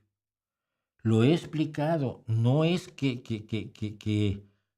sea yo sectario. Es que cuando alguien dice, voy a hacer un partido transversal en el que los círculos van a tomar las decisiones de cuál es la marcha del partido, yo digo, me parece muy bien. Tengo amigos que entraron a los círculos. Los círculos nunca sirvieron para nada más que para embarcar a la gente. Nunca le dieron dirección a ninguna de las políticas de las ramas de actuación del partido, ni en economía, ni en juventud, ni en mujer, ni en transportes, ni en nada, en vivienda, lo que tú quieras, todas las áreas de gobierno imaginarias, imaginables. Los círculos no sirvieron absolutamente para nada. Fue el partido personal de Pablo Iglesias. Cuando tú partes de la base que va a ser un partido transversal, cuando lo que estás haciendo es construir una dirección unipersonal y los 4 tipos con los que lo hiciste, a 3 los de huellas rápidamente y el otro se queda por allí porque no daba lata, que es este Monederín. ¿Dónde está Carolina Vescanza? ¿Dónde está Luis Alegre? Es decir, fue todo un embuste desde el principio para destruir al Partido Socialista Obrero Español. Y lo único que consiguen es darnos 7 años de Rajoy para empezar. Y esto lo hace un personaje, lo he repetido, pero te lo voy a decir para que veas, Candelaria, cuál es mi preocupación. Un personaje que cuando se lanza como eurodiputado, lo elige la ciudadanía como eurodiputado y los traiciona y se viene aquí porque quiere ser diputado. O sea, el compromiso que asumes tú al presentar una candidatura y obtener los votos necesarios que te llevan a lograr el puesto para el cual te presentaste, la traicionó. Se viene como diputado, logra ser vicepresidente, traiciona a todos sus electores y se va porque no puede trabajar en el funcionamiento diario del gobierno, porque él vive mejor en la oposición y en la tranquilidad del criticarlo todo sin tener que hacer nada. Porque cuando tenía que responder por sus acciones, ¿cómo le costaba trabajo?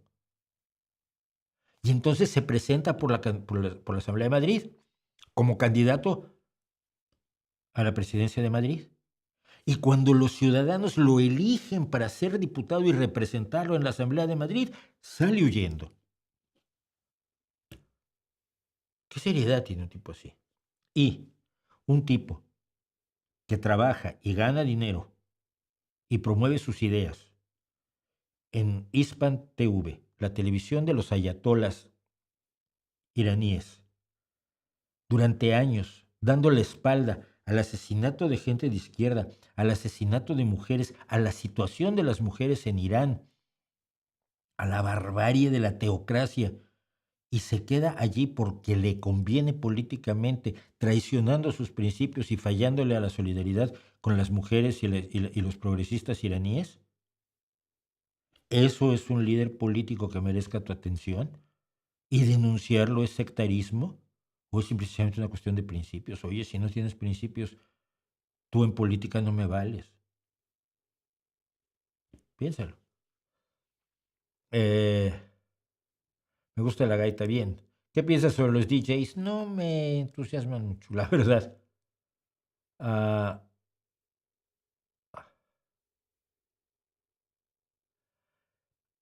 creo que las mujeres que tenía o tiene la banda Eulibetet,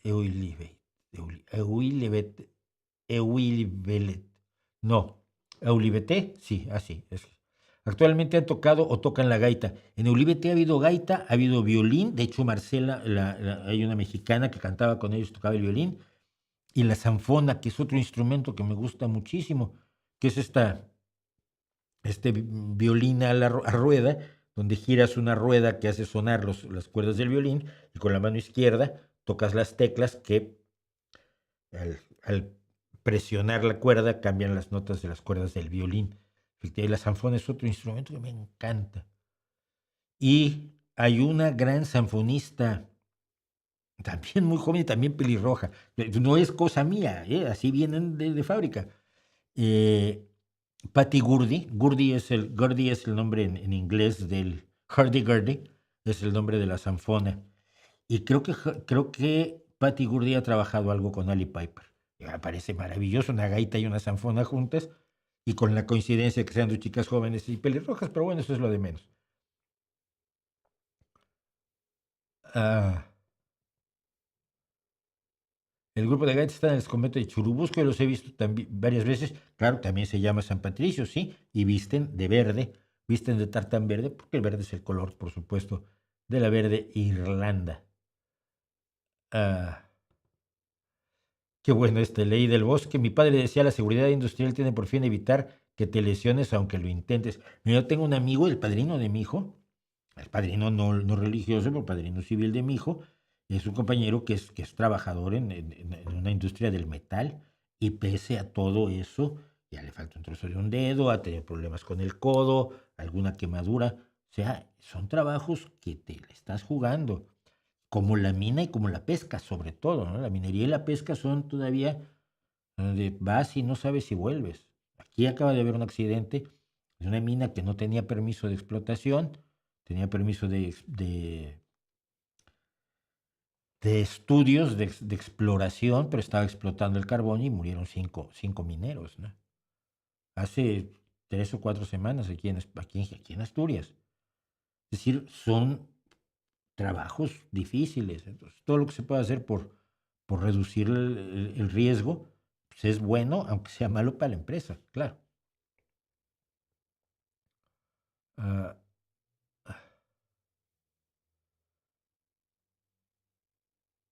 bueno.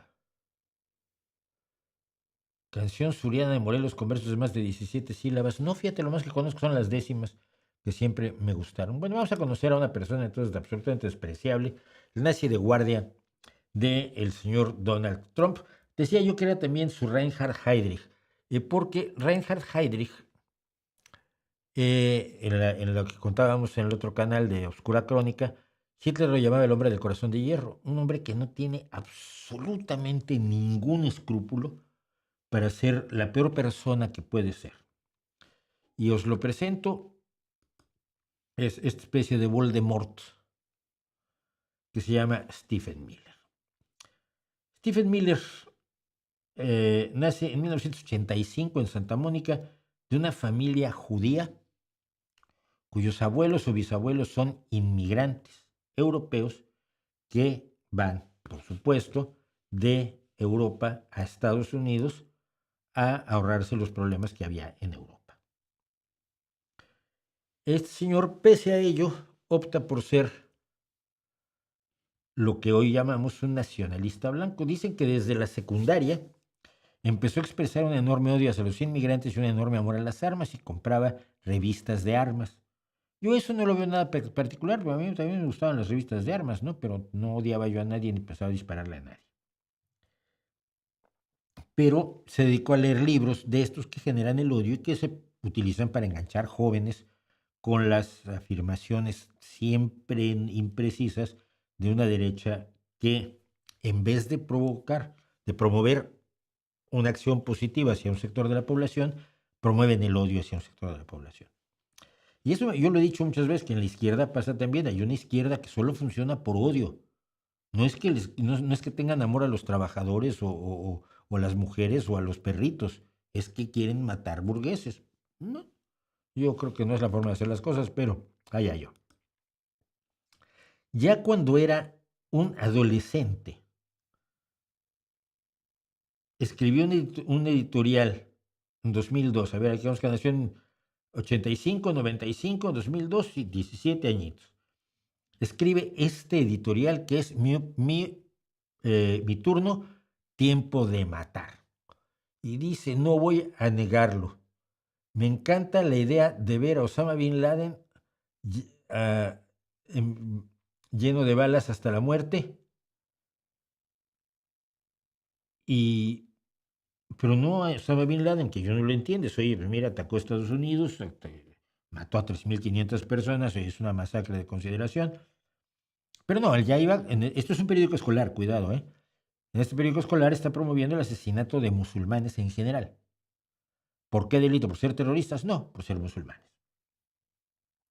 También a los 17 años estaba proponiendo cómo torturar y cortarles los dedos a Saddam Hussein y a sus matones. Él decía la tortura es una celebración de la vida y la dignidad humana y hay un video de él diciéndolo. Ya para 2005 estaba en otros lugares hablando en contra, por ejemplo, de las mujeres, en contra de la igualdad de los sexos. Se quejaba de tener compañeros de aula que eran latinos. De hecho, a uno de sus mejores amigos lo dejó porque descubrió que era latino, entonces que tenía papás que probablemente venían de El Salvador o de Paraguay o de alguno de esos lugares donde hay gente morena. Entonces lo dejó.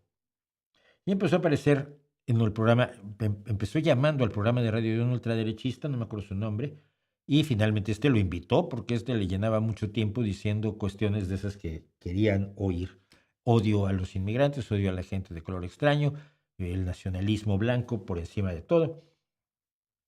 Defendía lo que llaman la diversidad de pensamiento, y esto es algo que está haciendo ahora Donald Trump mucho.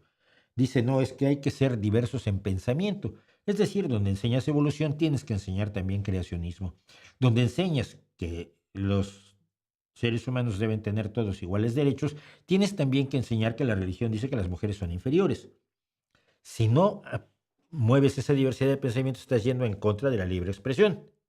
Claro que lo contrario ya no es ir en contra de la libre expresión, que es lo que está haciendo Donald Trump ahora, por ejemplo, cuando ha lanzado un decreto, una orden ejecutiva, las órdenes ejecutivas son decretos, para ir en contra del sesgo anticristiano, es decir, todo aquello que sea la crítica al cristianismo en Estados Unidos se convierte ahora en objeto de la Inquisición judicial estadounidense por el decreto contra el sesgo anticristiano de Donald Trump. El cristianismo se vuelve la religión oficial de Estados Unidos a través de un decreto de Donald Trump.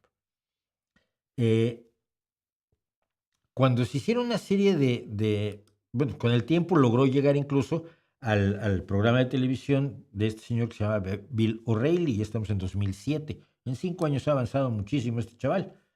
Tiene 22 años, todavía le queda cabello. Y Bill O'Reilly, que luego tuvo que dejar Fox News porque se le descubrió con abusos sexuales hacia sus empleados. Cosa tan rara en la derecha. Bueno. Pero ya tenía a este chico hablando porque este chico pues decía todo lo que ellos querían oír. Decíamos, Stephen Miller. Se obsesionó con la teoría del gran reemplazo. ¿Cuál es la teoría del gran reemplazo? La teoría del gran reemplazo, que ha sido la constante incluso aquí en España por parte de Vox, es que los blancos originarios, la raza buena, es objeto de un plan maligno hecho por ellos. Acuérdense que ellos siempre son los malos. Nunca tienes que decir quiénes son ellos. Es un plan para sustituir, para reemplazar a los blancos con gente de color. Y por lo tanto convertir a Europa en un país del tercer mundo, un país de gente morena. La gente morena es del tercer mundo por definición, aunque haya morenos que en el primer mundo, eso es un accidente. La teoría del gran reemplazo la manejan en Estados Unidos, se maneja aquí en España, se maneja en toda Europa. La teoría de Eurabia, por ejemplo, de que se va a convertir Europa en Arabia, con los cuentos de que hay lugares en donde no puede entrar la policía sueca. Esto se viene diciendo hace 20 años. Y tú vas con la policía sueca y les preguntas y dices, no, no es cierto. Ni lo era cierto hace 20 años, ni es cierto hoy. Pero el bulo sigue. Cuando analizas la cantidad de inmigrantes que hay en Europa, no pasa del 5 o 6%, pues el reemplazo está lejano, ¿no?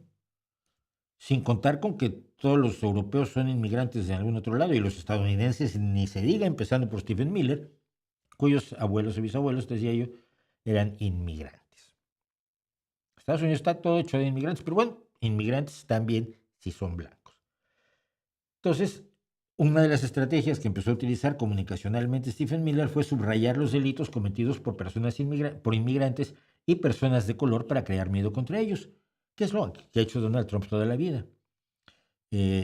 Yo recuerdo cuando Donald Trump intentó que condenara a muerte a 5 chicos, 2, mal no recuerdo, eran musulmanes y 3 eran negros, por la violación y asesinato de una corredora en Central Park en Nueva York.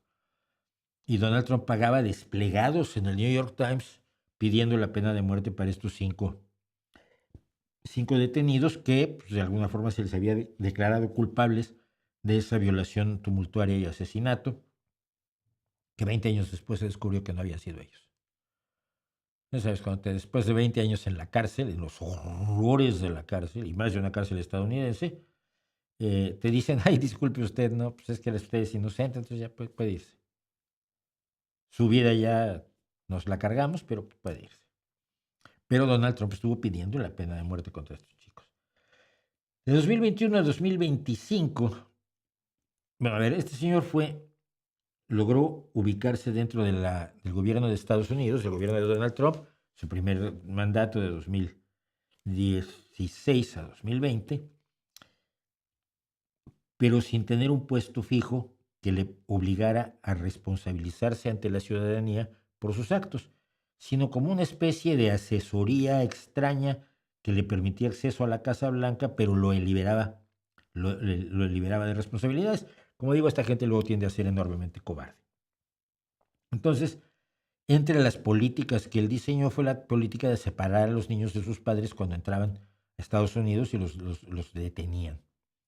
Mucha gente emigra a Estados Unidos con pocas pertenencias y los hijos a remolque porque no tienen dónde dejarlos. Algunos vendrán desde El Salvador, desde Venezuela, desde Colombia, desde Honduras, desde Costa Rica, desde Guatemala y por supuesto desde México, iban con los críos a cuestas. Y entonces cuando entraban, cruzaban algún vado del río Bravo, pues si los detenía la policía migratoria, entonces separaban a los niños de sus padres, a los niños los metían en jaulas, a los padres los llevaban a centros de detención de inmigrantes que posteriormente eran devueltos a México, fueran de donde fueran, y hasta hoy, y esto ocurrió, insisto, entre 2016 y 2020, hasta hoy hay niños que no han vuelto a encontrar a sus padres. Eso llenaba de satisfacción a Stephen Miller. En 2021-2025, cuando Donald Trump perdió las elecciones, él dice que no, este señor creó una organización llamada America First Legal, América Primero Legal, contra Biden para promover la política anti-inmigración y promover el rechazo a la DEI, la política de inclusión, bueno, a lo que es las políticas de equidad e inclusión, él las llama racismo contra los blancos. Es decir, si tú contratas a un negro, estás quitándole el trabajo a un blanco. Y tú puedes decir, bueno, pues que este señor estaba mejor capacitado que aquel para desempeñar este trabajo. Pero entonces dirán, no, tú lo has contratado solamente por las políticas de inclusión. Ese trabajo le corresponde a un blanco. O contrataste a una mujer, o contrataste a un homosexual, o contrataste a un discapacitado, o contrataste a un salvadoreño, contrataste a un mexicano. No. Las políticas de DEI fueron los motivos por los que tú los contrataste, así que tienes que despedirlos y contratar gente con méritos, es decir, blanca y de preferencia hombres. Porque como dice el actual secretario de Defensa, las mujeres, pues, su lugar tiene que estar en la casa, por supuesto, en el fogón. De hecho, poco al margen, ayer el secretario de Defensa, que absolutamente impresentable, presentador de televisión que convirtió en secretario de Defensa a Donald Trump, que ha cometido barbaridades de seguridad como contar planes de guerra en un grupo de chat de Signal.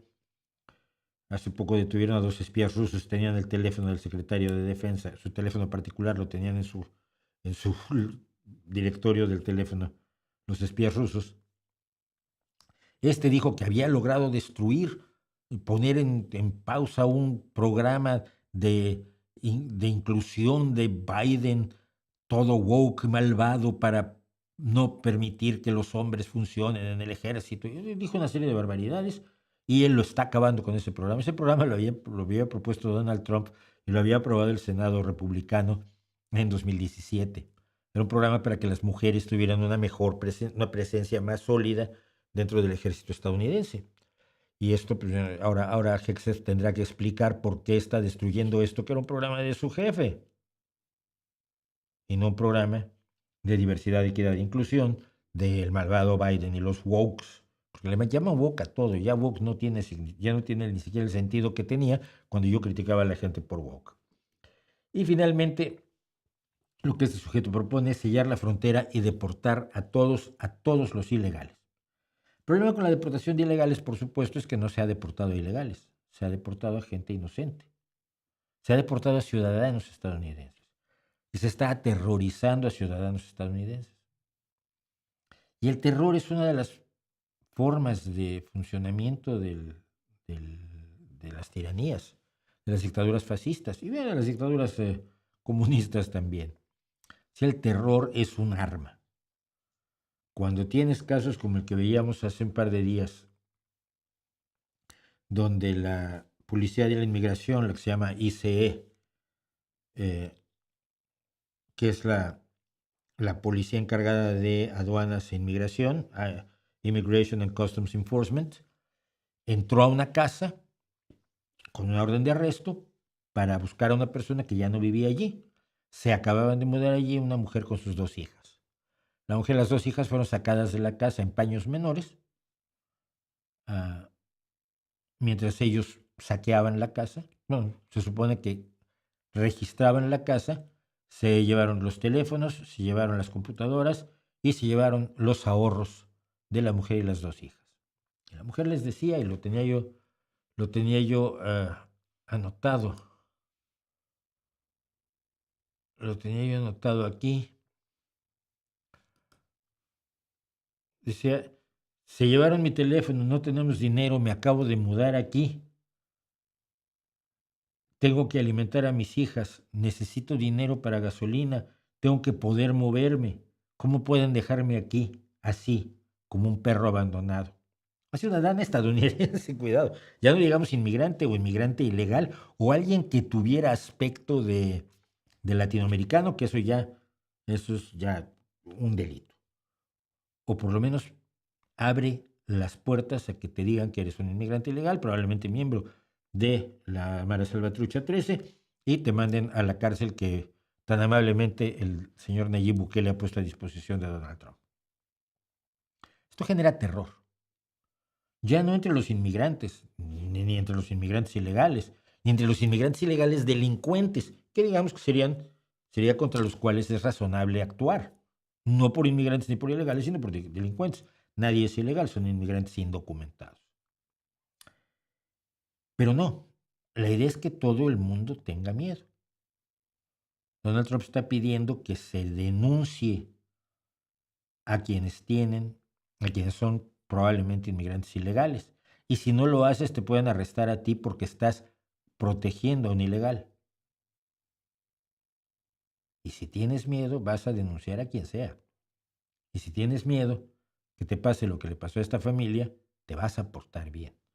Eso es exactamente lo que pretende o lo que está ayudando a lograr este despojo humano que se llama Stephen Miller y que es verdaderamente el guardián nazi de Donald Trump. Y creo que es bueno que lo conozcan porque algún día quizás alguno de sus parientes que está en Estados Unidos o sus conocidos en Estados Unidos, que todos los tenemos, pueda acabar en sus hediondas garras.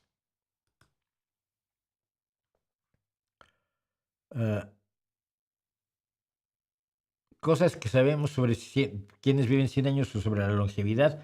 Creo que lo tengo. El problema es que yo no estoy haciendo ya cosas que sabemos. Cosas que sabemos se hizo hace 3 o 4 años. La idea era esta. A lo largo de 18 años yo escribí una página de ciencia en el periódico El Correo, en Bilbao. Y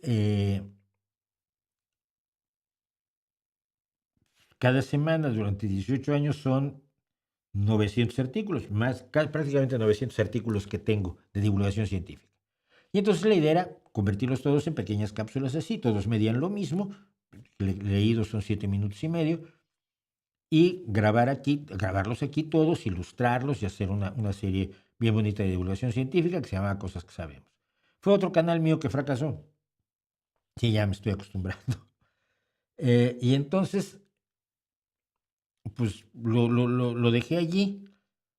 Publiqué creo que 100 de los 800 capítulos. No, filmé y publiqué 100. Hay 700 que no he filmado y publicado. Algunos digamos, envejecen mal, pero otros no. La gran mayoría no. Entonces, pues lo que estoy haciendo es rescatar aquello que puse en el canal Cosas que Sabemos, que insisto, fracasó estrepitosamente, y traerlos para darles una nueva vida aquí y darme un respiro a la mitad del streaming. Pero no estoy haciendo nuevos. Pero creo que tengo uno sobre longevidad. Y si lo tengo, me comprometo a traerlo. ¿Qué opinión te guarda Krause como intelectual y como historiador? La más baja, ¿no? La de un neoconservador al uso, neoconservador neoliberal al uso. Neoconservador en lo social, neoliberal en lo económico.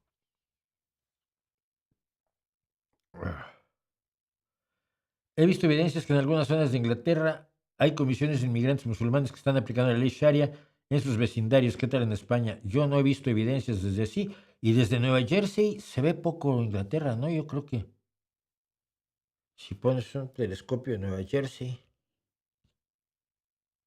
No, yo creo que tienes que subir en avión para ver Inglaterra desde Nueva Jersey, ¿eh? Está todo el Atlántico en medio, es un poco lejos. En España no. Que algunas personas en su comunidad utilicen una legislación, leyes determinadas, y pasa en todo el mundo, pero no solo con la Sharia, ¿eh? Pasa con los fanáticos religiosos católicos que crean sus propias leyes en sus comunidades cerradas, pasa con los judíos, pero comisiones que aplican la Sharia en el vecindario y se la aplican a los que no son musulmanes, pues no creo. Y no creo que apliquen la Sharia porque la Sharia generalmente tiene el principio jurídico del ojo por ojo y diente por diente. Al ladrón se le corta la mano, a la adúltera se le lapida, y no recuerdo yo que haya habido ni amputaciones ni lapidaciones en España en los últimos 25 o 26 años que yo llevo aquí. Son cuentos. Son cuentos. ¿Usted conoció a los folcloristas? Sí, conoció a los folcloristas. Conocí muy bien a los folcloristas, sobre todo a Nieto. ¿No era Adrián Nieto? Sí. Que era un gran músico, ¿no? Violinista. Me enseñó guitarra, me enseñó requinto jarocho él. Una de las bandas que tuve. Sobre todo a él y al que era su líder, cuyo nombre no quiero acordarme, que alguna vez que les hice una entrevista hizo el ridículo más espantoso del mundo. No lo soportaba yo realmente. Independientemente de reconocer la capacidad musical de algunos de ellos, sin duda alguna, pero no eran, porque finalmente se subieron al extremo de lo que al principio no hacían, que era política. Luego resultaba que todo era política. Entonces yo me acuerdo cuando ya dije el nombre, René Villanueva, me dijo en una entrevista, es que si no tienes mensaje político, te pasa lo que al barroco, que se va y nadie se acuerda. Yo me quedé mirándolo. Fui con Bach, le dije, oye, ¿ya te olvidaron? Si tú eres la base de toda la música occidental. Vivía en ese tipo de alucinaciones, Villanueva. Entonces, no, los oía yo y fui a varios conciertos de ellos y demás, pero al final resultó que no lo soportaba yo mucho. Y acabé mal con el folclore precisamente el día que me di cuenta de que era más contestatario el rock y que ellos detestaban al rock por pose. Me acuerdo uno que presentó, ese día es inolvidable para mí. Un compañero de una peña, tengo un gran estima, pero estaba cabreadísimo porque habían usado el Cóndor Pasa unos yanquis malvados que eran, no sabía él cómo se llamaba, sino Simón y Garfunkel. Y mira, papá, sabes perfectamente que son Simon y Garfunkel. Eso de Garfunkel te lo estás diciendo por hacer el show y no hagas show. Y segundo, ¿Qué tradicional va a ser el Cóndor Pasa si pertenece a una zarzuela de 1930? Que tiene de folclórico lo que yo tengo de Guerrero Guatuzzi, compadre. Entonces ahí me di cuenta que se estaba viviendo una simulación pseudo folclórica de muchísima pose y me regresé corriendo al rock a tocar el bajo en una banda de unos amigos míos. Y ahí terminó. Eh,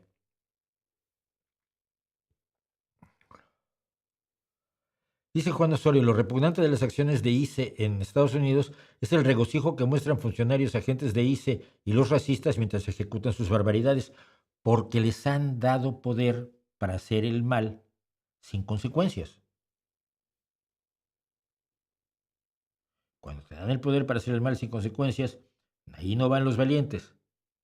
Ahí los que hacen el mal sin consecuencias son los cobardes, que van sobre el débil, porque el mal no se lo haces a alguien que te pueda romper la cara.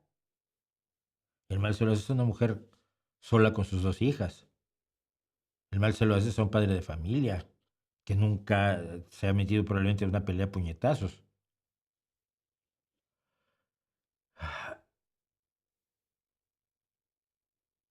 ¿Cómo parar la inmigración árabe y africana en Canarias? ¿Por qué?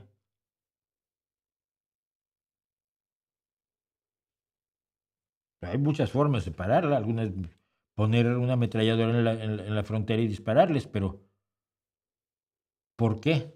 ¿Cuántos inmigrantes hay en Canarias? A ver, vamos a ver. Aquí vamos a callar a la gente con datos.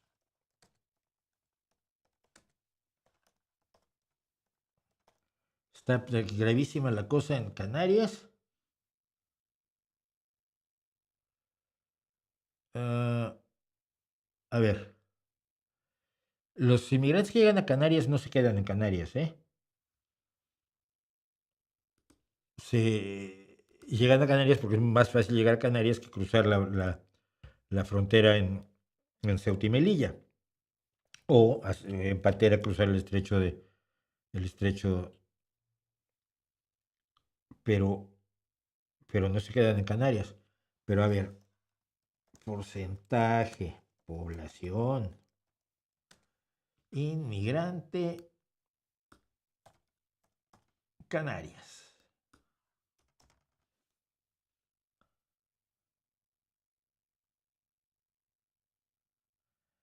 El 22% de los residentes en Canarias nacieron en el extranjero.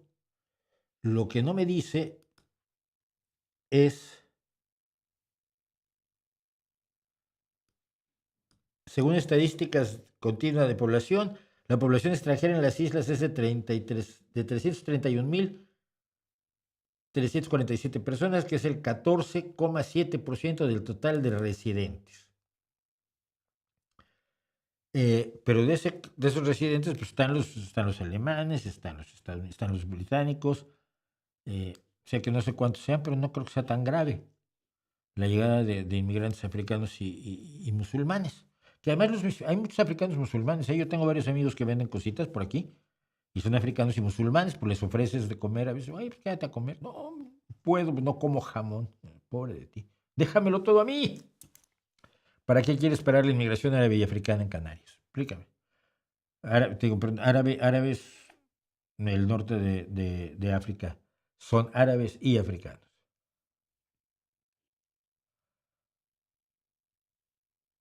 Dice Francisco Mondino que me salió un reel de Ale tocando el bajo y ni modo, disfruté un concierto grabado en la Ciudad de México en 2023, el del Pepsi Center, maravilloso. Son espectaculares de lo que había aprendido estos años. Gracias por The Warning, un excelente logro haber encontrado The Warning. Bueno, vamos a terminar. Putin gobierna como si fuera a vivir eternamente. Hay por ahí algún sucesor, claro, o el sátrapa se los ha cepillado a todos. Se los ha cepillado a todos. Nunca piensan, y eso es esas son las cosas que me preocupa, por ejemplo, en Ruanda, es quién va a ir después de Kagame, porque los tiranos siempre actúan como si fueran a vivir para siempre, Y independientemente de que los pocos que dejan herencia, pues la herencia se las pueden escamotear rápidamente. No olvides que Lenin dejó como heredero a Trotsky y Stalin dijo, pues va a ser que no, y hasta hoy. Bueno, para terminar el día, vamos a hacer nuestros, porque ya sé que los querían, en este caso son los comentarios honorarios.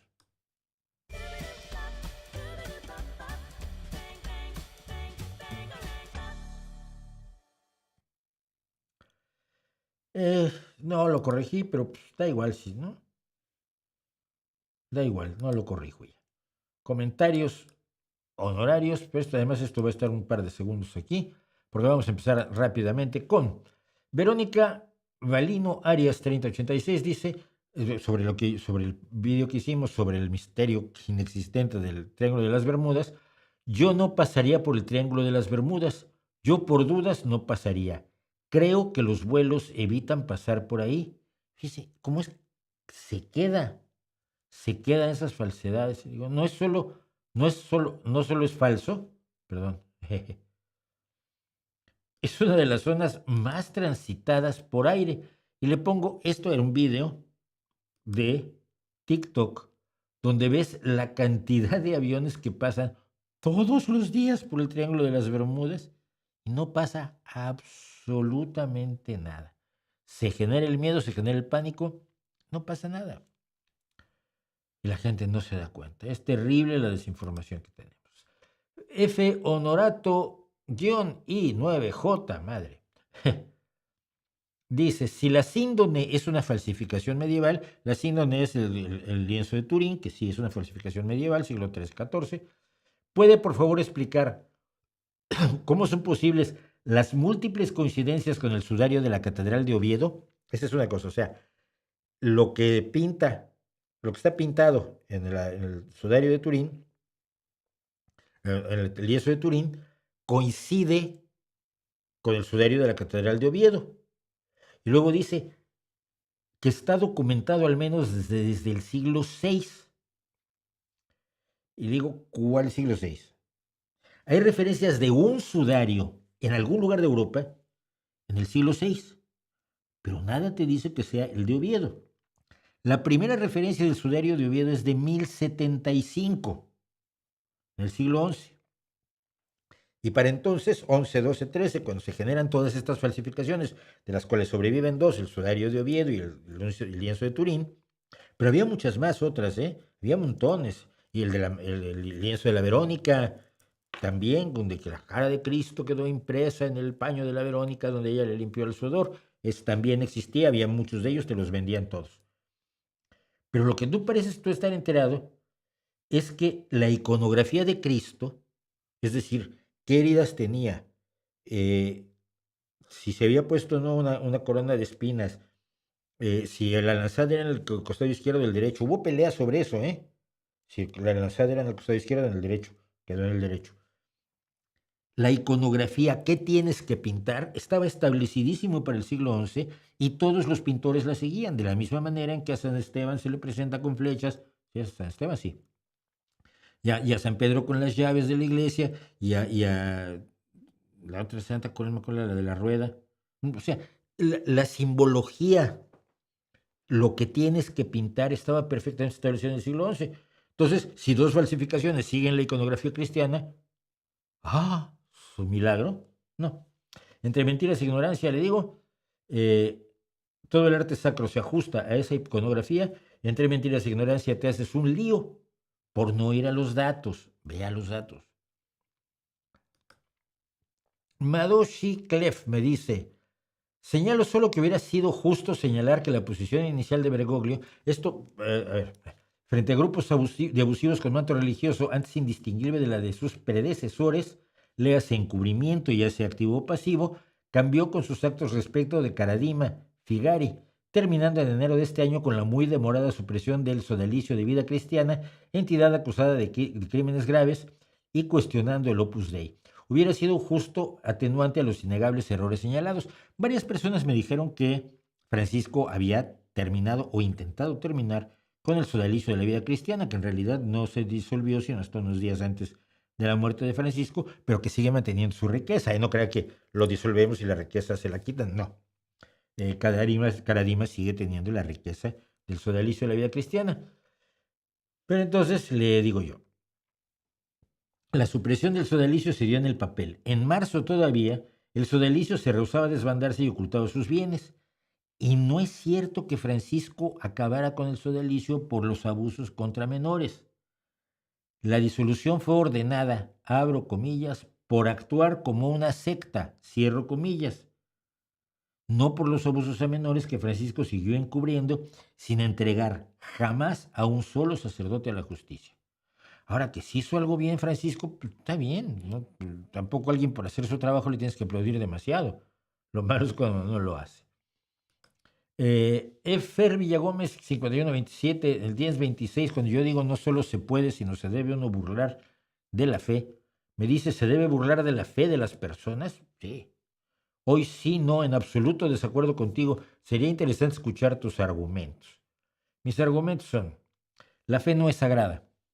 Es como cualquier debilidad humana, es y debe ser objeto del humor y la sátira y la burla, sobre todo cuando es una debilidad humana que carga a sus espaldas tanto dolor como ha provocado la religión. Y me dice Marinela Plaza 7912, tengo entendido que el Papa Francisco no cobró ningún sueldo mensual durante los 12 años de papado y su herencia fue de $100. Entonces le contesto, ningún papa cobra sueldos. Él es el monarca absoluto y puede disponer de todos los recursos de la iglesia, que es un estado riquísimo. Lo de los $100 de herencia es relaciones públicas. Los papas tampoco suelen tener propiedades a su nombre, ni tienen hijos, reconocidos al menos, a quienes dejárselas ni lo necesitan. Son los emperadores del Vaticano, no lo olvidemos. FS Copyright Free Sound 3664. Es curioso que aunque el descubrimiento de la piedra y monedas nombran a un llamado Pilatos, prefecto de Judea, sea nombrado en textos que se han escrito siglos después, así que para mí, aunque la piedra no dice qué tipo de jamón comía Pilatos, debió ser bastante fuerte la transferencia oral de información desde que este hombre vivió hasta que se escribió sobre él, por lo que para mí es evidencia que es un hecho histórico narrado en los escritos de los evangelios. Punto. Entonces hay que aclarar que, por ejemplo, Herodes el Grande, del que se refieren los evangelios, también existió. Pero le digo, o sea que tú crees que la existencia del rey Ricardo I, Ricardo Corazón de León, demuestra la existencia de Robin Hood. Wow. Porque sí hubo un Ricardo Corazón de León, pero no hubo un Robin Hood. Pero entonces me cambia la jugada y me dice el mismo Copyright Free Sound. 2.000 millones de creyentes cristianos en el mundo, no podemos estar equivocados que Jesús es el Señor. Son 2.300 millones, ¿eh? Y digo, ¿pero los 2.000 millones de musulmanes sí pueden estar equivocados? ¿Cómo lo sabes? Sigue. Defender el autodeclarado y amigo y admirador de los Castro comparándolo con Juan Pablo II es un movimiento astute que solo busca confundir a las masas como de costumbre. Qué lindo atuendo tiene el rey. O sea, él dice que el que yo dijera que comparara a Francisco con Juan Pablo II, en este caso porque Francisco era amigo y admirador de los Castro, es para confundir a las masas. Pues soy un malvado yo. Y le digo, o sea, ¿nunca te enteraste de las visitas de Juan Pablo II a Cuba y de su enorme y estrecha amistad con Fidel, a quien tanto respetaba?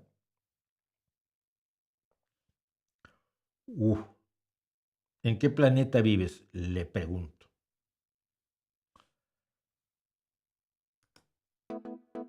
Y nuestro premio Elton de esta semana va para... Todos sabemos qué pasa cuando Alemania y otros países europeos juegan a las vencidas en armamento. En estos momentos con Trump es necesario que se armen por el peligro de Rusia, pero sabemos que a largo plazo no es lo más sano. Uy.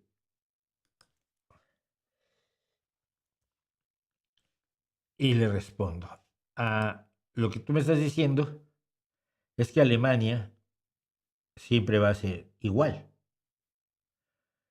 que Alemania no va a cambiar. Siempre será un país agresor imperialista. No como España, ¿no? Que fue un país agresor imperialista y dejó de serlo. No, Alemania no. Alemania nunca va a cambiar. ¿En serio piensas eso? ¿No te parece un poco idiota? Decir que Alemania hoy va a actuar como actuó en la Primera o en la Segunda Guerra Mundial es ridículo. Otros tiempos, otras personas.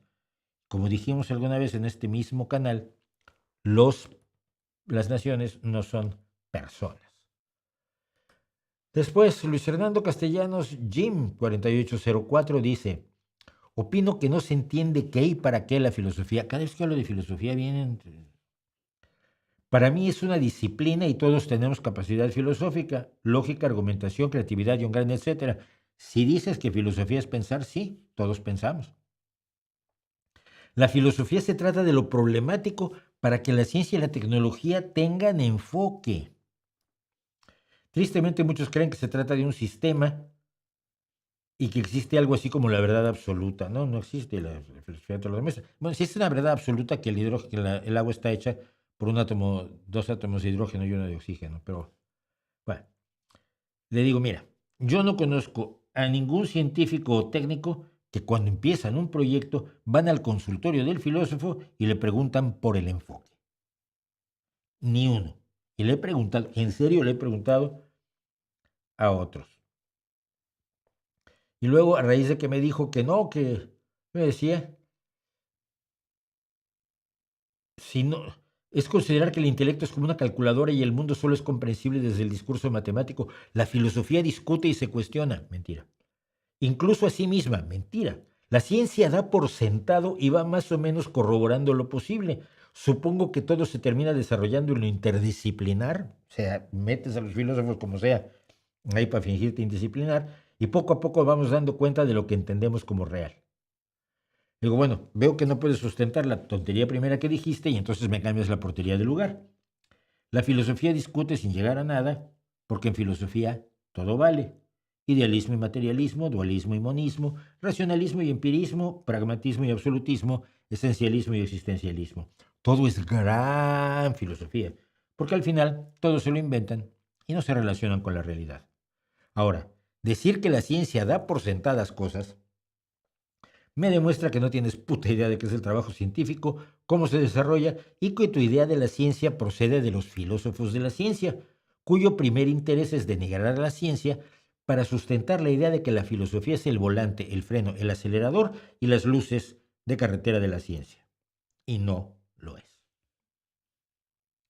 A raíz de lo que hablábamos de los conguitos y después que conté que mi propia sobrina, que es negra, dijo que los conguitos, el dibujo de los conguitos no le parece ofensivo, Gurren Lagann 5782, que tiene un avatar de un explorador blanco, me dice, se llama racismo, tiene todo el sentido que lo cancelen. El racismo es que se caricaturiza de forma terrible a los blancos. Porque si lo es, toda caricaturización debe ir a la pira, señor Torquemada. Mira, racismo es no contratar a alguien por negro, blanco, marrón o asiático. Racismo es tener escuelas, barrios o tiendas solo para blancos, negros o marrones o asiáticos. Racismo es que tengas menos oportunidades, menos respeto, menos consideración social que otros por el tono de tu piel o algún otro rasgo étnico. Con estos lloros, ustedes solo esconden el verdadero racismo. Mientras ustedes, que no son negros, se sienten bien sin que les importe la opinión de las personas de tez oscura, porque como ustedes son superiores, ustedes saben lo que es bueno para ellos, ¿verdad? Me dice Alexander Correa, 2351, eres una persona inteligente de mente abierta, o al menos así te he percibido. Quedó bien contigo y luego te vendo a dos filósofos. Te invito a leer a Erwin Laszlo y a Ken Wilber. Muy probablemente llegues a cambiar al menos un poco tu perspectiva al respecto de estos temas. Feliz día, saludos desde Colombia. No creo que lo haga con maldad, Alexander Correa, pero te lo voy a decir, mira. Ninguno de esos impostores ha probado nada. Pero lo que dice el primero que mencionas, que es Erwin Laszlo, estoy a favor de la teoría de la conciencia cuántica es una estupidez tan enorme que solo se puede decir primero si no sabes lo que es una teoría en ciencia, que no es una hipótesis, no es una ocurrencia, no es una imaginación. Una teoría es una serie de leyes vertebradas que dan explicación a una parte del universo. Y no tienes la más remota de lo que es la mecánica cuántica. Y esto aquí agrego yo, como dijo Feynman, si crees que entiendes la mecánica cuántica es que no has entendido la mecánica cuántica. Y es la misma bobada que Lacan hablando de matemáticas. No merece ninguna atención. Y Alexander Nur, 4802, mentalidad de pobreza total veo en este vídeo. En mi país se dice mandarse la parte. Es por el viva el selfie que hicimos hace un tiempo, que tiene mucho que ver con lo que hicimos hoy respecto del apagón y los luditas del móvil, ¿no? Y le respondo yo, en cambio, la riqueza conceptual, informativa y lógica de tu argumentación contra este pobre vídeo es deslumbrante. En mi país se dice, vaya papanatas. Y con esto y muy poquito más se acaban los comentarios que hoy fueron ordinarios, aunque allí diga palmarios, y yo me voy empezando a retirar a mis habitaciones porque ya se nos hizo más que tarde, pero que quede claro que cumplí, retrasándonos media horita más. Así que me voy, tengo cosas que hacer, ustedes tendrán seguramente cosas que hacer. ¿Qué opinas de la desnudez en el arte sin el morbo? Está bien, soy partidario. Yo hice una gran cantidad de fotografía de desnudo. Y como decía yo, no tengo que hacer fotografía erótica porque el cuerpo humano por sí es erótico. Entonces no necesito ni poses ni nada sugerente para explorar la belleza del cuerpo femenino. Hice muchísima fotografía de desnudo. Estoy orgullosísimo de ella y mis modelos también.